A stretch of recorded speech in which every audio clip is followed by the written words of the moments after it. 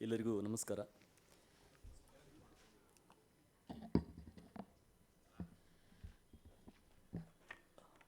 ಅರವಿಂದ್ರ ಬಗ್ಗೆ, ಶ್ರೀ ಅರವಿಂದ್ರ ಬಗ್ಗೆ ಅವರ ಹೆಸರನ್ನು ಹೇಳುವುದಕ್ಕೂ ಕೂಡ ಒಂದು ಯೋಗ್ಯತೆ ಬೇಕು. ಹಾಗಾಗಿ ಅವರ ವಿಚಾರಗಳ ಬಗ್ಗೆ ಒಂದು ತಾಸಿನ ಉಪನ್ಯಾಸವನ್ನು ಕೊಡುವುದಕ್ಕೆ ನನಗೆ ಯಾವ ಯೋಗ್ಯತೆ ಇದೆ ಅನ್ನೋದು ನನಗೆ ಗೊತ್ತಿಲ್ಲ. ತುಂಬ ಲೈಟರ್ ನೋಟ್ನಲ್ಲಿ ಹೇಳುವುದಾದರೆ, ನಾನು ಕಳೆದ 7-8 ವರ್ಷಗಳಿಂದ ಶ್ರೀ ಅರವಿಂದರ ಮಾರ್ಗದಲ್ಲೇ ಇದ್ದೇನೆ ಅನ್ನೋದು ಒಂದು ಅರ್ಹತೆ ಅಂತ ಹೇಳ್ಬೋದು ಏನೋ. ಮೊದಲಿಗೆ JP ನಗರದಲ್ಲಿದ್ದೆ, ಅಲ್ಲಿ ಶ್ರೀ ಅರವಿಂದರ ಮಾರ್ಗದಲ್ಲಿ ನನ್ನ ಮನೆ ಇತ್ತು. ಈಗ ನಾನು ಶಿಫ್ಟ್ ಆಗಿ ಜಯನಗರಕ್ಕೆ ಬಂದಿದ್ದೇನೆ, ಆದರೆ ನನ್ನ ಮಾರ್ಗವನ್ನು ಬದಲಿಸಿಲ್ಲ. ಅದೇ ಶ್ರೀ ಅರವಿಂದರ ಮಾರ್ಗದಲ್ಲೇ ಇವತ್ತು ಕೂಡ ನನ್ನ ವಿಳಾಸ ಇದೆ ಅನ್ನೋದು. ಶ್ರೀ ಅರವಿಂದರ ವ್ಯಕ್ತಿತ್ವವನ್ನು ನಾವು ಯೋಚನೆ ಮಾಡಿದಾಗ, ಅವರ ಚಿಂತನೆಗಳನ್ನು, ವಿಚಾರಗಳನ್ನು, ಅವರ ಬದುಕನ್ನು ನಾವು ಗಮನಿಸಿದಾಗ ನನಗೆ ಒಂದು ಪಕ್ಷಿಯ ನೆನಪಾಗ್ತದೆ. ಕೆಲವರು ಅದನ್ನು ಹೋಮ ಪಕ್ಷಿ ಅಂತ ಹೇಳ್ತಾರೆ, ಕೆಲವರು ಹೇಮ ಪಕ್ಷಿ ಅಂತ ಹೇಳ್ತಾರೆ. ಆ ಪಕ್ಷಿ, ಅದರ ವಿಶೇಷ ಏನು ಅಂತ ಹೇಳಿದರೆ, ಅದು ನೆಲವನ್ನು ಯಾವತ್ತೂ ಮುಟ್ಟೋದೇ ಇಲ್ಲ ಅಂತ. ಅದು ಆಕಾಶದಲ್ಲಿ ತೇಲಾಡ್ತಾ ಇರ್ತದೆ. ಅಲ್ಲಿ ಅದು ಆಕಾಶದಲ್ಲಿ ತೇಲಾಡ್ತಾ ಇದ್ದ ಹಾಗೇನೆ, ಆಕಾಶದಲ್ಲಿ ಹಾರಾಡ್ತಾ ಇದ್ದ ಹಾಗೇನೆ ಅದು ಮೊಟ್ಟೆಯನ್ನು ಇಡ್ತದೆ. ಆ ಮೊಟ್ಟೆ ಅಲ್ಲಿಂದ ಕೆಳಗೆ ಬೀಳ್ತಾ ಇನ್ನೇನು ಭೂಮಿಯನ್ನು ಮುಟ್ಟುತ್ತೆ ಅನ್ನೋಷ್ಟರಲ್ಲಿ ಅದು ಒಡೆದು ಮತ್ತೆ ಆ ಮರಿ ಹೊರಗೆ ಬಂದು ಮತ್ತೆ ಆಕಾಶಕ್ಕೆ ಹೋಗುತ್ತೆ ಅನ್ನೋ ಒಂದು ಪ್ರತೀತಿ ಇದೆ. ಕವಿಸಮಯ. ಬಹುಶಃ ಶ್ರೀ ಅರವಿಂದರ ವ್ಯಕ್ತಿತ್ವವನ್ನು ನಾವು ಗಮನಿಸಿದಾಗ, ಅವರ ಬರಹಗಳನ್ನು ನಾವು ನೋಡಿದಾಗ ನಮಗೆ ಅನಿಸುವುದು, ಇದು ಸದಾ ನಿತ್ಯ ನಿರಂತರವಾಗಿ ಅಂತರಿಕ್ಷದಲ್ಲಿ, ಆಕಾಶದಲ್ಲಿ ಹಾರಾಡ್ತಾ ಇರುವಂಥ ಪಕ್ಷಿ ಅಂತ. ಯಾಕಂದರೆ ಅವರ ಚಿಂತನೆ, ಅದರ ಗಹನತ್ವ, ಅದರ ಒಂದು ತಾಕತ್ತು, ಅದರ ಗುರುತ್ವ ಎಲ್ಲವೂ ಕೂಡ ಒಂದು ರೀತಿಯಲ್ಲಿ ಅಂತರಿಕ್ಷದಲ್ಲಿ ತೇಲಾಡ್ತಾ ಇರುವಂಥದ್ದು. ಅವರು ಒಂದು ರೀತಿಯಲ್ಲಿ ಕಾಸ್ಮೋಸಿಗೆ ಸೇರಿದವರು ಅನ್ನುವ ಮಾತುಗಳನ್ನು ಹೇಳ್ಬೋದು. ಅಂತರಿಕ್ಷಕ್ಕೆ ಸೇರಿದವರು, ಇಡೀ ವಿಶ್ವಕ್ಕೆ ಸೇರಿದವರು, ವಿಶ್ವ ಚೈತನ್ಯಕ್ಕೆ ಸೇರಿದ ಒಬ್ಬ ದೊಡ್ಡ ವ್ಯಕ್ತಿತ್ವ ಅಂತ ನಾವು ಭಾವಿಸ್ಬೋದು. ಇವತ್ತು ನಾನು ಕೇವಲ ಅವರ ಶಿಕ್ಷಣ ಕ್ಷೇತ್ರಕ್ಕೆ ಸಂಬಂಧಪಟ್ಟ ಒಂದಷ್ಟು ವಿಚಾರಗಳ ಬಗ್ಗೆ ಮಾತ್ರ ಮಾತನಾಡುವುದಕ್ಕೆ ನನ್ನ ಈ ಅವಧಿಯನ್ನು ಸೀಮಿತಗೊಳಿಸಿಕೊಳ್ಳುತ್ತೇನೆ. ಒಂದು ರೀತಿಯಲ್ಲಿ ಅದು ವರ ಕೂಡ. ಯಾಕೆಂತ ಹೇಳಿದರೆ, ಅವರ ಎಲ್ಲ ವ್ಯಕ್ತಿತ್ವದ ಎಲ್ಲ ಆಯಾಮಗಳನ್ನು ಮುಟ್ಟುವುದಕ್ಕೆ, ತಟ್ಟುವುದಕ್ಕೆ, ಅದ್ರ ಬಗ್ಗೆ ಮಾತನಾಡುವುದಕ್ಕೆ ಖಂಡಿತ ನಾನು ಯಾವ ರೀತಿಯಲ್ಲೂ ಸಮರ್ಥನಲ್ಲ.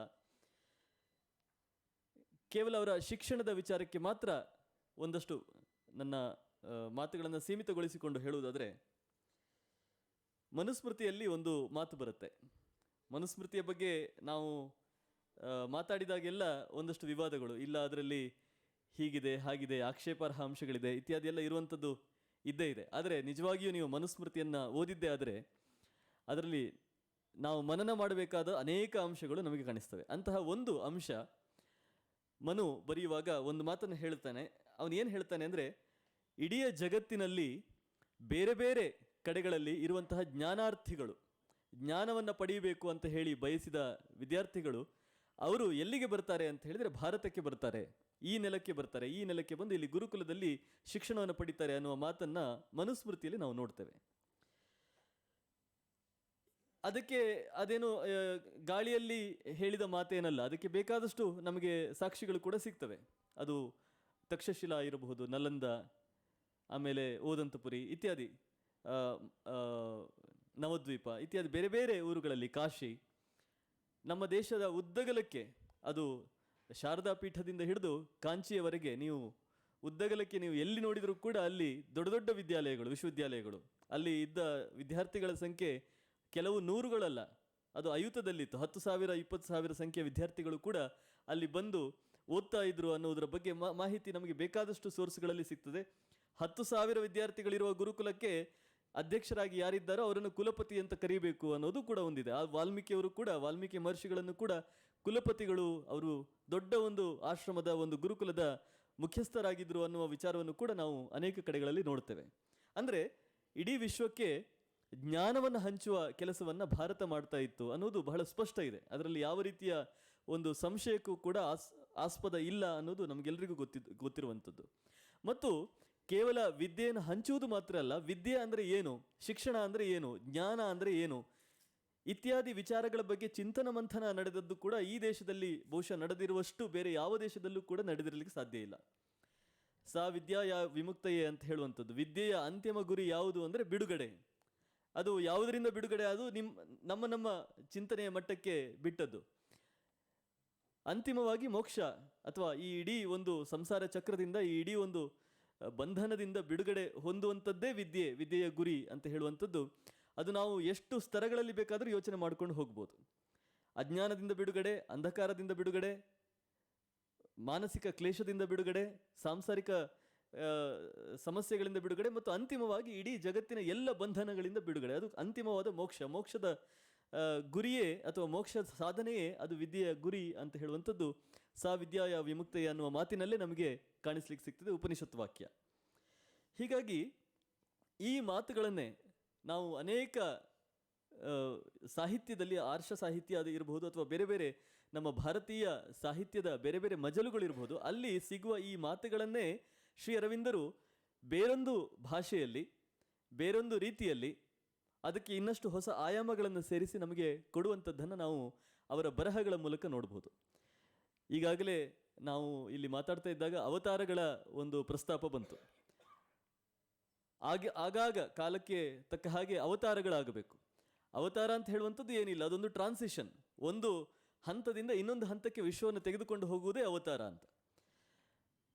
ಆ ರೀತಿಯ ಅವತಾರಗಳನ್ನು ನಾವು ಯೋಚನೆ ಮಾಡಿದರೆ ಶ್ರೀ ಅರವಿಂದರು ಕೂಡ ಆ ರೀತಿಯ ಒಂದು ಅವತಾರವೇ ಇರಬಹುದೇನೋ. ಯಾಕಂದರೆ ಇಡೀ ಭಾರತ ಒಂದು ರೀತಿಯ ಅಂಧಕಾರದಲ್ಲಿ ತೊಳಲುತ್ತಾ ಇದ್ದಾಗ, ಮುಂದಿನ ದಾರಿ ಏನು ಅನ್ನೋದು ಗೊತ್ತಿಲ್ಲದೆ ಇರುವಂಥ ಸಂದರ್ಭದಲ್ಲಿ ಇವರು ಭಾರತದ ಒಂದು ಕಡೆಯಲ್ಲಿ ಕೂತು, ಒಂದು ಮೂಲೆಯಲ್ಲಿ ಕೂತುಕೊಂಡು ಇಡೀ ಭಾರತಕ್ಕೆ ಬೆಳಕು ಚೆಲ್ಲುವ ಕೆಲಸವನ್ನು ಮಾಡಿದ್ರಲ್ಲ, ಇಡೀ ಭಾರತಕ್ಕೆ ಮುಂದಿನ ದಾರಿ ಹೀಗಿರಬೇಕು ಅನ್ನೋದನ್ನು ತೋರಿಸಿದ್ರಲ್ಲ, ಮುಂದಿನ ಆಯಾಮ ನೀವು ಈ ರೀತಿಯಲ್ಲಿ ಬೆಳೀಬೇಕು ಅನ್ನೋದನ್ನು ಅವರು ತೋರಿಸಿಕೊಟ್ರಲ್ಲ. ಹಾಗಾಗಿ ಇದು ಕೂಡ ಒಂದು ರೀತಿಯ ಅವತಾರವೇ ಇರಬಹುದೇನೋ ಅನ್ನುವ ಒಂದು ಸಂಶಯ ಏನಲ್ಲ, ಅದು ಬಹಳ ಸ್ಪಷ್ಟ ಇದೆ. ಆ ಒಂದು ಯೋಚನೆ ನಮಗೆ ಬರಲಿಕ್ಕೆ ಸಾಧ್ಯ ಇದೆ. ಈ ಮಾತುಗಳನ್ನು ನಾನು ಹೇಳಿದೆ, ವಿದ್ಯೆಯ ಅಂತಿಮ ಗುರಿ ಬಿಡುಗಡೆ ಅಂತ ಹೇಳುವಂಥದ್ದು. ಇದನ್ನೇ ಇನ್ನೊಂದು ರೀತಿಯಲ್ಲಿ ಬೇರೆ ಬೇರೆ ವ್ಯಕ್ತಿಗಳು ಹೇಳಿದ್ದಾರೆ. ನೀವೊಂದು ಮೂರ್ತಿಯನ್ನು ಕಡಿಯಬೇಕಾದ್ರೆ, ಮೂರ್ತಿಯನ್ನು ಕಡಿಯುವುದು ಅಂತ ಹೇಳಿದರೆ ಅದಕ್ಕೆ ಅಗತ್ಯವಿಲ್ಲದೆ, ಅದಕ್ಕೆ ಬೇಡದೇ ಇರುವಂಥ ಕೆಲವು ಅಂಶಗಳನ್ನು ತೆಗೆಯುವಂಥದ್ದು ಅಂತ. ಒಂದು ಕಲ್ಲನ್ನು ನಾವು ಅದರಲ್ಲಿ ಬೇಡದೇ ಇರುವಂಥ ಕಲ್ಲುಗಳನ್ನು, ಬೇಡದೇ ಇರುವಂಥ ಭಾಗಗಳನ್ನು ನಾವು ತೆಗಿತಾ ಹೋದರೆ ಅಂತಿಮವಾಗಿ ನಮಗೆ ಮೂರ್ತಿ ಗೋಚರವಾಗ್ತದೆ ಅಂತ ಹೇಳುವಂಥದ್ದು. ವಿದ್ಯೆಯ ಒಂದು ಗುರಿ ಕೂಡ ಅದೇ ರೀತಿಯಲ್ಲಿ. ಆ ವಿದ್ಯೆಯ ಪ್ರಾರಂಭದಲ್ಲಿ ಏನು ಅಗತ್ಯ ಇಲ್ಲವೋ ಅದನ್ನು ತೆಗಿತಾ ಹೋದಾಗೆ ಒಳಗಿನ ಚೇತನ, ಒಳಗಿನ ಸ್ವರೂಪ ಕಾಣಿಸ್ಲಿಕ್ಕೆ ಸಿಗ್ತದೆ. ಹಾಗಾಗಿ ಅದೇ ವಿದ್ಯೆ ಅಂತ ಹೇಳುವಂಥದ್ದು ಹೊರಗಿನ ನಮ್ಮ ಎಲ್ಲ ಪದರಗಳನ್ನು, ಅಜ್ಞಾನದ ಪದರಗಳನ್ನು ತೆಗಿತಾ ಹೋಗುವಂಥದ್ದು, ಆ ಮೂಲಕ ಒಳಗಿನ ಚೇತನವನ್ನು ಕಾಣಿಸುವಂಥದ್ದು ಅನ್ನುವ ಮಾತು ಶ್ರೀ ಅರವಿಂದರ ಸಾಹಿತ್ಯದಲ್ಲಿ ನಮಗೆ ಮತ್ತೆ ಮತ್ತೆ ಕಾಣಿಸ್ಲಿಕ್ಕೆ ಸಿಗ್ತದೆ. ಅವರು ಪ್ರತಿ ಸಲ ಹೇಳುವುದು, ಪ್ರತಿಯೊಂದು ಮಗು ಕೂಡ ಅದು ಇಡೀ ಒಂದು ವಿಶ್ವ ಶಕ್ತಿಯ, ವಿಶ್ವ ಚೈತನ್ಯದ ಒಂದು ರೂಪ, ಒಂದು ಸಣ್ಣ ಬಿಂದು, ಸಿಂಧುವಿನಲ್ಲಿ ಬಿಂದು ಅಂತ ಹೇಳ್ತೇವಲ್ಲ, ಆ ರೀತಿ ಇಡೀ ಸಿಂಧುವಿನ ಎಲ್ಲ ಅಂಶಗಳನ್ನೂ ತೆಗೆದುಕೊಂಡಿರುವಂಥ ಒಂದು ಸಣ್ಣ ಬಿಂದು. ಹಾಗಾಗಿ ಆತ್ಮ ಜ್ಞಾನ ಅಂತ ಹೇಳುವಂಥದ್ದು ಅದು ನಾವು ಈ ಹೊರಗಿನ ಪದರಗಳನ್ನು ಬಿಡಿಸ್ತಾ ಹೋದ ಹಾಗೆ ನಮಗೆ ಒಳಗೆ ಅದು ಆಗಲೇ ಇದೆ, ಅದು ಗೋಚರಿಸಲಿಕ್ಕೆ ಕಾಣಲಿಕ್ಕೆ ಸಿಗ್ತದೆ ಅಂತ. ಹೊರಗಿನಿಂದ ಯಾವುದೋ ವಸ್ತುವನ್ನು ತಂದು ಅಲ್ಲಿ ಹಾಕಬೇಕಾಗಿಲ್ಲ. ಬೀಜದ ಒಳಗೆ ಶಕ್ತಿ ಇದೆ, ಮರವಾಗುವಂಥ ಶಕ್ತಿ ಇದೆ. ನೀವು ಅದಕ್ಕೆ ಬೇಕಾದ ವಾತಾವರಣವನ್ನು ಕಲ್ಪಿಸಿದಾಗ ಅದು ತನ್ನಿಂದ ತಾನಾಗಿಯೇ ಆ ರೀತಿಯಲ್ಲಿ ವಿಕಾಸವಾಗ್ತದೆ. ಹಾಗೆಯೇ ಒಂದು ಮಗು ಅಂತ ಹೇಳುವಂಥದ್ದು ಅದಕ್ಕೆ ಒಂದು ವಿಶ್ವ ಚೈತನ್ಯವಾಗಿ ಬೆಳಗುವಂತಹ, ವಿಸ್ತಾರವಾಗಿ ಬೆಳೆಯುವಂತಹ ಎಲ್ಲ ಶಕ್ತಿಯು ಕೂಡ ಆ ಮಗುವಿನಲ್ಲೇ ಅಂತರ್ಗತವಾಗಿರುತ್ತದೆ. ಅದು ಹೊರಗೆ ವಿಕಾಸವಾಗುವುದಕ್ಕೆ ಬೇಕಾದ ಅವಕಾಶವನ್ನು ಮಾತ್ರ, ವಾತಾವರಣವನ್ನು ಮಾತ್ರ ನಾವು ನಿರ್ಮಾಣ ಮಾಡಿಕೊಡಬೇಕು ಅನ್ನೋ ಮಾತನ್ನು ಅರವಿಂದರು ಬಹಳ ಕಡೆಯಲ್ಲಿ ಬೇರೆ ಬೇರೆ ರೀತಿಯಲ್ಲಿ ತನ್ನ ಸಾಹಿತ್ಯದಲ್ಲಿ ಹೇಳಿದ್ದುಂಟು. ಇಲ್ಲಿ ನಾವು ಸ್ವಲ್ಪ ಇತಿಹಾಸವನ್ನು ನಾವು ನೋಡುವುದಾದರೆ, ಯಾಕೆ ಶ್ರೀ ಅರವಿಂದರು ಶಿಕ್ಷಣದ ಬಗ್ಗೆ ಮಾತಾಡಿದರು? ಯೋಗಿ ಶ್ರೀ ಅರವಿಂದರು ಅಂತ ಹೇಳ್ತೇವೆ, ಯೋಗದ ಬಗ್ಗೆ ಬಹಳಷ್ಟು ಮಾತಾಡಿದ್ದಾರೆ. ಆದರೆ ಶಿಕ್ಷಣದ ಬಗ್ಗೆ ಯಾಕೆ ಮಾತಾಡಿದರು ಅಂತ ಹೇಳಿದರೆ, ನಮಗೆಲ್ಲ ಗೊತ್ತಿರುವ ಹಾಗೆ ಅವರ ಜೀವನ ಋಷಿ ಮೂಲವನ್ನು ಹುಡುಕಬಾರದು ಅಂತ ಹೇಳ್ತಾರೆ. ಆದರೆ ಶ್ರೀ ಅರವಿಂದರ ಜೀವನವನ್ನು ನಾವು ನೋಡಿದರೆ, ಅವರು ಯುವಕರಾಗಿದ್ದಾಗ ಏನೇನು ಕೆಲಸವನ್ನು ಮಾಡಿದರು ಅನ್ನೋದನ್ನು ನೋಡಿದರೆ ರೋಮಾಂಚನವಾಗ್ತದೆ. ಅಂತಹ ದೊಡ್ಡ ಕ್ರಾಂತಿಕಾರಿ, ರೆವಲ್ಯೂಷನರಿ ಅಂತ ಹೇಳುವಂಥ ಒಬ್ಬ ದೊಡ್ಡ ಕ್ರಾಂತಿಕಾರಿ ಹೋರಾಟಗಾರ. ಅವರು ಇಂಗ್ಲೆಂಡಿನಲ್ಲಿದ್ದರು, ಯುರೋಪಿನ ಬೇರೆ ಬೇರೆ ದೇಶಗಳಲ್ಲಿ ಪ್ರವಾಸ ಮಾಡ್ತಾರೆ, ಭಾರತಕ್ಕೆ ಬರ್ತಾರೆ. ಇಲ್ಲಿ ಕೂಡ ಅವರು ಬರೋಡದಲ್ಲಿರ್ತಾರೆ, ಆಮೇಲೆ ಬಂಗಾಳಕ್ಕೆ ಹೋಗ್ತಾರೆ. ಹೀಗೆ ಅವರ ಬದುಕಿನ ಸ್ತರಗಳು ಬೇರೆ ಬೇರೆ ರೀತಿಯಲ್ಲಿ ಹರಡಿಕೊಳ್ಳುತ್ತವೆ. ಅಲ್ಲೆಲ್ಲ ಅವರು ಗಮನಿಸುವ ಒಂದು ವಿಚಾರ ಏನು ಅಂತ ಹೇಳಿದರೆ, ಭಾರತವನ್ನು ಬ್ರಿಟಿಷರು ಅಥವಾ ಹೊರಗಿನವರು ಎರಡು ರೀತಿಯಲ್ಲಿ ಭಾರತವನ್ನು ತಮ್ಮ ಪಾರತಂತ್ರ್ಯಕ್ಕೆ ಒಳಪಡಿಸಿದ್ದಾರೆ ಅಂತ. ಒಂದು ಆರ್ಥಿಕವಾದ ಅಥವಾ ಆಡಳಿತಾತ್ಮಕವಾದಂಥ ಪಾರತಂತ್ರ್ಯ. ಅಂದರೆ ನಮಗೆ ಆಡಳಿತ ಮಾಡುವುದಕ್ಕೆ ಅವಕಾಶ ಇಲ್ಲ, ನಮಗೆ ಆರ್ಥಿಕವಾದ ಸ್ವಾವಲಂಬನೆ ಇಲ್ಲ, ನಮಗೆ ಯಾವುದರಲ್ಲೂ ಕೂಡ ನಮ್ಮದೇ ಆದ ಸ್ವತಂತ್ರತೆ ಇಲ್ಲ. ಸೊ ಎಲ್ಲವೂ ಕೂಡ ಒಂದು ಯಾವುದೋ ಹೊರಗಿನ ಶಕ್ತಿ ನಮ್ಮನ್ನು ನಿಯಂತ್ರಣ ಮಾಡ್ತಾ ಇದೆ ಅನ್ನೋದು ಒಂದಾದರೆ, ಇದು ಲೌಕಿಕವಾದಂಥ ಪಾರತಂತ್ರ್ಯವಾದರೆ, ಇನ್ನೊಂದು ಪಾರತಂತ್ರ್ಯವನ್ನು ಬಹುಶಃ ಆಗಿನ ಕಾಲದ ಬೇರೆ ಸ್ವಾತಂತ್ರ್ಯ ಹೋರಾಟಗಾರರು ಅಷ್ಟಾಗಿ ಗಮನಿಸದ ಒಂದು ಅಂಶ ಏನಂತ ಹೇಳಿದರೆ ಮಾನಸಿಕವಾದ ಪಾರತಂತ್ರ್ಯ. ನಮ್ಮನ್ನು ಕೇವಲ ಆಡಳಿತಾತ್ಮಕವಾಗಿ ಆರ್ಥಿಕವಾಗಿ ಮಾತ್ರ ಅವರು ನಮ್ಮನ್ನು ಸದೆಬಡಿತಾ ಇರೋದಲ್ಲ, ನಮ್ಮ ಮನಸ್ಸುಗಳನ್ನು ಕೂಡ ಅವರು ಹಿಡಿದುಕೊಂಡಿದ್ದಾರೆ, ನಮ್ಮ ಮನಸ್ಸುಗಳನ್ನು ಕೂಡ ಅವರು ನಿಯಂತ್ರಣ ಮಾಡ್ತಾ ಇದ್ದಾರೆ.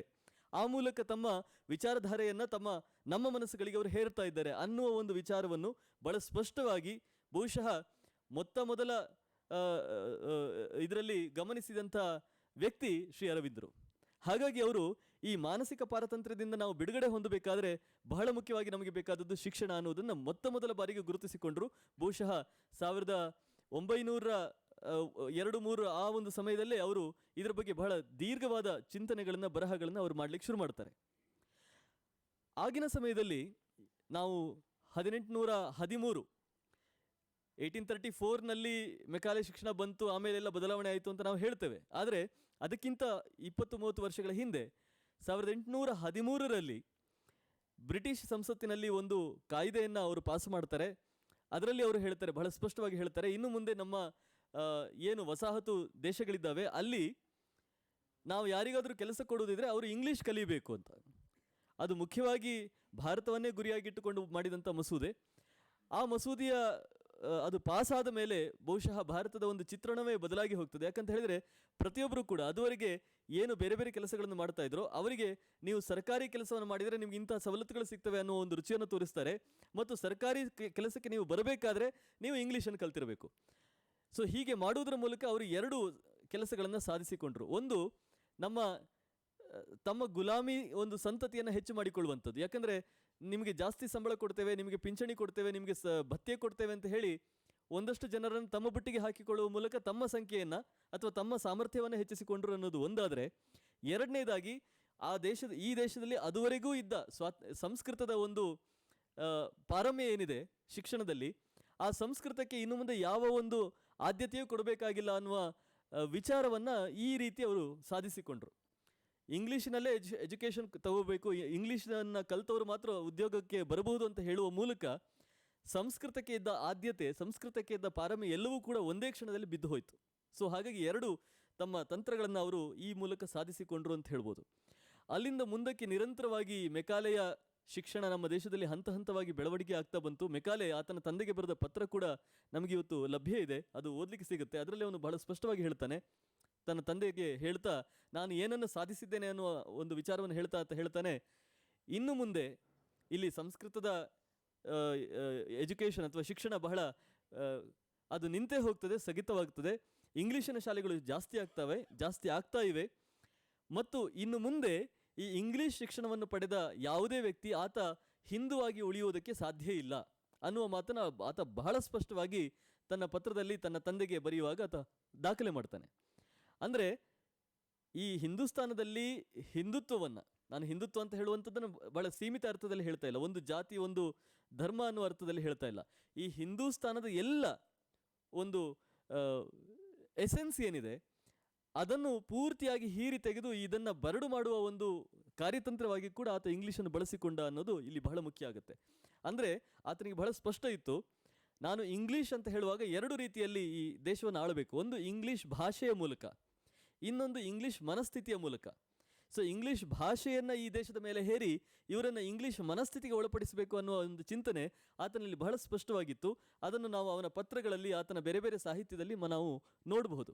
ಹೀಗೆ ಒಂದು ಕಡೆಯಿಂದ ಇಂಗ್ಲೀಷ್ ಭಾಷೆ, ಇಂಗ್ಲೀಷ್ ಶಿಕ್ಷಣ, ಇಂಗ್ಲೀಷ್ ಮನಸ್ಥಿತಿ ಈ ದೇಶದಲ್ಲಿ ಹೇರಿಕೆ ಆಗ್ತಾ ಇದ್ದ ಸಂದರ್ಭದಲ್ಲಿ, ಇಲ್ಲ ಇದನ್ನು ನಾವು ತಡೀಬೇಕು, ಯಾವುದೋ ಒಂದು ಹಂತದಲ್ಲಿ ನಾವು ತಡೆಗೋಡೆಯಾಗಿ ನಿಲ್ಲಬೇಕು, ನಾವು ಭಾರತೀಯ ಶಿಕ್ಷಣದ ಕಡೆಗೆ ನಮ್ಮ ಗಮನವನ್ನು ಸೆಳೀಬೇಕು ಅಂತ ಹೇಳಿ ಬಹಳಷ್ಟು ಜನ ಕೆಲಸ ಮಾಡ್ತಾರೆ. ಕೇಶವಚಂದ್ರ ಸೇನ್ ಇರಬಹುದು, ಮದನ್ ಮೋಹನ ಮಾಲವೀಯ ಇರಬಹುದು, ಈ ರೀತಿ ಅನೇಕ ಮಂದಿ ಭಾರತೀಯ ಶಿಕ್ಷಣದ ಒಂದು ಚಳುವಳಿಯನ್ನು ಶುರು ಮಾಡ್ತಾರೆ. ರಾಷ್ಟ್ರೀಯ ಸ್ವಾತಂತ್ರ್ಯ ಹೋರಾಟದ ಚಳುವಳಿ ನಡೀತಾ ಇದ್ದ ಸಂದರ್ಭದಲ್ಲೇ ಈ ರಾಷ್ಟ್ರೀಯ ಶಿಕ್ಷಣದ ಚಳವಳಿಯ ಹೋರಾಟ ಕೂಡ ಶುರುವಾಗ್ತದೆ. ತಿಲಕರು ಅದರ ಮುಂಚೂಣಿಯಲ್ಲಿ ನಿಲ್ತಾರೆ, ವಿವೇಕಾನಂದರು ಅವರಿಗೆ ಸಾಥ್ ಕೊಡ್ತಾರೆ. ತಿಲಕರ ಜೊತೆಗೆ ಈ ದೇಶದಲ್ಲಿ ಭಾರತೀಯ ರಾಷ್ಟ್ರೀಯ ಶಿಕ್ಷಣ ಬೇಕು ಅಂತ ಗಟ್ಟಿಯಾಗಿ ಪ್ರತಿಪಾದನೆ ಮಾಡಿದ ಇನ್ನೊಬ್ಬ ವ್ಯಕ್ತಿ ಇದ್ದರೆ ಅವರು ಶ್ರೀ ಅರವಿಂದರು. ಸೊ ಶ್ರೀ ಅರವಿಂದರು 1905-6 ಸಮಯದಲ್ಲೇ ಇಲ್ಲ, ಈ ದೇಶಕ್ಕೆ ಭಾರತೀಯವಾದದ್ದೇ ಶಿಕ್ಷಣ ಬೇಕು, ರಾಷ್ಟ್ರೀಯ ಶಿಕ್ಷಣ ಬೇಕು ಅಂತ ಹೇಳಿ ಭಾಳ ಸ್ಪಷ್ಟವಾಗಿ ಅವರು ಹೇಳ್ತಾರೆ. ಮತ್ತು ಇಲ್ಲಿ ನಮಗೆ ಸಮಸ್ಯೆ ಇರುವುದು ಇಂಗ್ಲೀಷ್ ಭಾಷೆಯಿಂದ ಅಲ್ಲ, ಇಂಗ್ಲೀಷ್ ಮನಸ್ಥಿತಿಯಿಂದ, ಇಂಗ್ಲೀಷ್ ಶಿಕ್ಷಣದಿಂದ ಅನ್ನೋದನ್ನು ಭಾಳ ಸ್ಪಷ್ಟವಾಗಿ ಗುರುತಿಸಿದ ವ್ಯಕ್ತಿ ಶ್ರೀ ಅರವಿಂದರು. ಯಾಕಂದರೆ ಇಲ್ಲದೆ ಹೋಗಿದ್ರೆ ಅವರು ಬಂಗಾಳಿಯಲ್ಲೋ ಸಂಸ್ಕೃತದಲ್ಲೋ ಬೇರೆ ಯಾವುದೋ ಒಂದು ಭಾರತೀಯ ಭಾಷೆಯಲ್ಲೋ ಬರಿತಾ ಇದ್ರು, ಅವರು ಇಂಗ್ಲೀಷ್ನಲ್ಲೇ ಬರಿತಾ ಹೋದರು. ಅಂದರೆ ಇಂಗ್ಲೀಷ್ ನಮ್ಮ ಸಮಸ್ಯೆ ಅಲ್ಲ ಅನ್ನೋದನ್ನು ಬಹಳ ಸ್ಪಷ್ಟವಾಗಿ ತನ್ನ ಕ್ರಿಯೆಯ ಮೂಲಕವೇ ಅವರು ತೋರಿಸ್ತಾ ಹೋದರು. ಇಂಗ್ಲೀಷ್ ಶಿಕ್ಷಣದಿಂದ ನಮಗೆ ಸಮಸ್ಯೆ ಇದೆ ಅನ್ನೋದನ್ನು ಗುರುತಿಸಿದ ಮೊದಲ ವ್ಯಕ್ತಿ ಶ್ರೀ ಅರವಿಂದರು. ಆ ನಂತರದ ದಿನಗಳಲ್ಲಿ ಈ ರಾಷ್ಟ್ರೀಯ ಶಿಕ್ಷಣ ನೀತಿಯ ಒಂದು ಚಳವಳಿ ಬಹಳ ದೊಡ್ಡ ಮಟ್ಟದಲ್ಲಿ ಅದು ಮುನ್ನಡೀತಾ ಹೋಯಿತು. ಆಮೇಲೆ ನ್ಯಾಷನಲ್ ಕೌನ್ಸಿಲ್ ಆಫ್ ಎಜುಕೇಷನ್ ಅನ್ನೋದು ಕೂಡ ಈ ದೇಶದಲ್ಲಿ ಶುರುವಾಯಿತು. ಅದನ್ನು ಶುರು ಮಾಡಿದವರು, ಅದರ ಅಧ್ಯಕ್ಷರಾಗಿದ್ದವರು ರಾಶ್ಬಿಹಾರಿ ಬೋಸ್ ಅವರು. ರಾಶ್ಬಿಹಾರಿ ಬೋಸ್ ಅವರ ಬಗ್ಗೆ ಇವತ್ತು ನಮಗೆ ಏನೇನೂ ಮಾಹಿತಿ ಇಲ್ಲ. ಅವರು ಯಾರು ಅನ್ನೋದು ಕೂಡ ನಮಗೆ ಎಷ್ಟೋ ಮಂದಿಗೆ ಗೊತ್ತಿಲ್ಲ. ಬಹುಶಃ ನಮ್ಮ ಶಾಲೆಗಳಲ್ಲಿ ಅವರ ಚಿತ್ರಪಟವನ್ನು ತೋರಿಸಿ ಇವರು ಯಾರು ಅಂತ ಕೇಳಿದರೆ ಒಂದು 50ಕ್ಕೆ 45 ಮಂದಿ ವಿದ್ಯಾರ್ಥಿಗಳಿಗೂ ಕೂಡ ಅವರು ಪರಿಚಯ ಇರಲಿಕ್ಕಿಲ್ಲ. ಅಂತಹ ಒಂದು ಅಜ್ಞಾತ ಸಾಲಿಗೆ ನಾವು ಅವರನ್ನು ಸೇರಿಸಿಬಿಟ್ಟಿದ್ದೇವೆ. ಕಾಂಗ್ರೆಸ್ನ ರಾಷ್ಟ್ರೀಯ ಅಧ್ಯಕ್ಷರಾಗಿದ್ದಂಥ ಬಹಳ ದೊಡ್ಡ ವ್ಯಕ್ತಿ, ಭಾರತದಿಂದ ಹೊರಗಡೆ ಹೋಗಿ INA ಸಂಘಟಿಸಿದ, ನೇತಾಜಿಯವರಿಗೆ ಮಾರ್ಗದರ್ಶನ ಮಾಡಿದ, ಹೊರ ಜಗತ್ತಿನ ಬಹಳ ದೊಡ್ಡ ಒಂದು ಕ್ರಾಂತಿಕಾರಿ ಚಳವಳಿಯನ್ನು ಮುನ್ನಡೆಸಿದಂಥ ಬಹಳ ದೊಡ್ಡ ವ್ಯಕ್ತಿ ಅವರು ನ್ಯಾಷನಲ್ ಕೌನ್ಸಿಲ್ ಆಫ್ ಎಜುಕೇಷನ್ ಅಧ್ಯಕ್ಷರಾಗಿ ಬರ್ತಾರೆ. ಮತ್ತು ಇಲ್ಲ, ನಾವು ಇಲ್ಲಿ ಭಾರತದಲ್ಲಿ ರಾಷ್ಟ್ರೀಯ ಶಿಕ್ಷಣವನ್ನು ಕೊಡುವಂತಹ ಶಾಲೆಗಳನ್ನು ತೆಗಿಬೇಕು ಅಂತ ಹೇಳಿ ಅವರು ಕೆಲಸವನ್ನು ಮಾಡ್ತಾರೆ. ಒಂದು ದೊಡ್ಡ ತಂಡವಾಗಿ ಅವರು ಕೆಲಸವನ್ನು ಮಾಡ್ತಾರೆ. ಅಲ್ಲಿ ಬೆಂಗಾಲ್ ನ್ಯಾಷನಲ್ ಕಾಲೇಜ್ ಅನ್ನೋದನ್ನು ಕಲ್ಕತ್ತಾದಲ್ಲಿ ಶುರು ಮಾಡ್ತಾರೆ. ಈ ಬೆಂಗಾಲ್ ನ್ಯಾಷನಲ್ ಕಾಲೇಜ್ ಅನ್ನೋದು ಭಾರತದಲ್ಲಿ ಭಾರತೀಯವಾದ ಶಿಕ್ಷಣವನ್ನೇ ಕೊಡಬೇಕು ಅಂತ ಹೇಳಿ ಪ್ರತಿಪಾದನೆ ಮಾಡಿದ ಎಲ್ಲ ದೊಡ್ಡ ದೊಡ್ಡ ಇಂಟೆಲೆಕ್ಚುವಲ್ಗಳು ಏನಿದ್ದಾರೆ, ಬೌದ್ಧಿಕ ಕ್ಷತ್ರಿಯರು ಯಾರಿದ್ದಾರೆ, ಅವರೆಲ್ಲರೂ ಸೇರಿ ಸ್ಥಾಪನೆ ಮಾಡಿದಂಥ ಒಂದು ಕಾಲೇಜು. ಈ ಕಾಲೇಜಿನ ಮೊದಲ ಪ್ರಾಚಾರ್ಯರಾಗಿ ಬರುವವರು ಶ್ರೀ ಅರವಿಂದರು. ಅಂದರೆ ನಾವು ಗಮನಿಸಬೇಕು, ಇಂತಹ ಒಂದು ಗುರುತರವಾದ ಜವಾಬ್ದಾರಿಯನ್ನು ಈ ವ್ಯಕ್ತಿಯ ಮೇಲೆ ಹೊರಿಸಬೇಕಾದ್ರೆ ಇವರ ವ್ಯಕ್ತಿತ್ವದ ಘನತೆ ಎಷ್ಟಿತ್ತು ಅನ್ನೋದನ್ನು ನಾವು ಅರ್ಥ ಮಾಡಿಕೊಳ್ಬೋದು. ಹೀಗೆ ಶಿಕ್ಷಣದಲ್ಲಿ ಅವರೇನು ಹೊಸಬರಲ್ಲ, ಶಿಕ್ಷಣದ ವಿಚಾರಗಳನ್ನು ಹೇಳುವುದಕ್ಕೆ ಅವರು ಬಹಳ ಅರ್ಹರು ಅನ್ನೋದನ್ನು ಈ ಒಂದು ಉದಾಹರಣೆಯೇ ನಮಗೆ ಹೇಳ್ತದೆ. ಯಾಕಂದರೆ ಅವರು ಶಿಕ್ಷಣ ಕ್ಷೇತ್ರದಲ್ಲಿ ಕೆಲಸ ಮಾಡದೇ ಇದ್ದಿದ್ರೆ ಅವರನ್ನು ಮೊದಲ ಪ್ರಾಚಾರ್ಯರಾಗಿ ಆ ಒಂದು ಕಾಲೇಜಿಗೆ ಅವರನ್ನು ನೇಮಕ ಮಾಡುವಂಥ ಪ್ರಮೇಯವೇ ಬರ್ತಾ ಇರಲಿಲ್ಲ. ಆದರೆ ಎಲ್ಲ ವ್ಯಕ್ತಿಗಳ ಮಧ್ಯದಲ್ಲಿ ಇವರನ್ನು ತಂದು ಕೂರಿಸಿದ್ದಾರೆ ಅಂತ ಹೇಳಿದರೆ ಅವರಿಗೆ ಶಿಕ್ಷಣ ಕ್ಷೇತ್ರದಲ್ಲಿ ಮಾತಾಡುವಂಥ ಒಂದು ಪ್ರಗಲ್ಭತೆ ಇದೆ ಅನ್ನೋದು ಇದರಿಂದ ನಮಗೆ ಗೊತ್ತಾಗ್ತದೆ. ನಾನು ನೇರವಾಗಿ ಶ್ರೀ ಅರವಿಂದರ ಶಿಕ್ಷಣದ ಕುರಿತ ಚಿಂತನೆಗಳ ವಿಚಾರಕ್ಕೆ ಬರುವುದಾದರೆ, ಅವರು ಒಂದು ಕಡೆಯಲ್ಲಿ ಹೇಳ್ತಾರೆ 5 ರೀತಿಯ ಶಿಕ್ಷಣಗಳನ್ನು ನಾವು ನೋಡ್ತೇವೆ. ಪಂಚಮುಖಿ ಶಿಕ್ಷಣ ಅಂತ ಹೇಳ್ಬೋದು, ಅಥವಾ 5 ರೂಪಗಳ ಶಿಕ್ಷಣವನ್ನು ನಾವು ನೋಡ್ತೇವೆ ಅನ್ನೋ ಮಾತನ್ನು ಹೇಳ್ತಾರೆ. ಅದರಲ್ಲಿ ಮೊದಲ ಶಿಕ್ಷಣ ಯಾವುದು ಅಂತ ಹೇಳಿದರೆ ಫಿಸಿಕಲ್ ಎಜುಕೇಷನ್, 2ನೇದು ವೈಟಲ್ ಎಜುಕೇಷನ್, 3ನೇದು ಮೆಂಟಲ್ ಎಜುಕೇಷನ್, 4ನೇದು ಸೈಕಿಕ್ ಎಜುಕೇಷನ್ ಮತ್ತು 5ನೇದು ಸ್ಪಿರಿಚುವಲ್ ಎಜುಕೇಷನ್. ಈ ರೀತಿ ಶಿಕ್ಷಣಕ್ಕೆ 5 ಆಯಾಮಗಳಿದ್ದಾವೆ. ಈ 5 ಆಯಾಮಗಳಲ್ಲಿ ಒಬ್ಬ ವ್ಯಕ್ತಿ ತನ್ನ ಜೀವನದಲ್ಲಿ ಅಥವಾ ಒಂದು ಸಮಾಜ ತನ್ನ ಒಂದು ಕಾಲಘಟ್ಟದಲ್ಲಿ ಈ ಶಿಕ್ಷಣವನ್ನು ಪಡೆಯಬೇಕು ಅನ್ನುವ ಮಾತನ್ನು ಶ್ರೀ ಅರವಿಂದರು ಹೇಳ್ತಾರೆ. ಇಲ್ಲಿ ಶಾರೀರಿಕ ಅಂದರೆ ಏನು, ನಾನು ಪ್ರತಿಯೊಂದನ್ನು ವಿವರಿಸಲಿಕ್ಕೆ ಹೋಗೋದಿಲ್ಲ.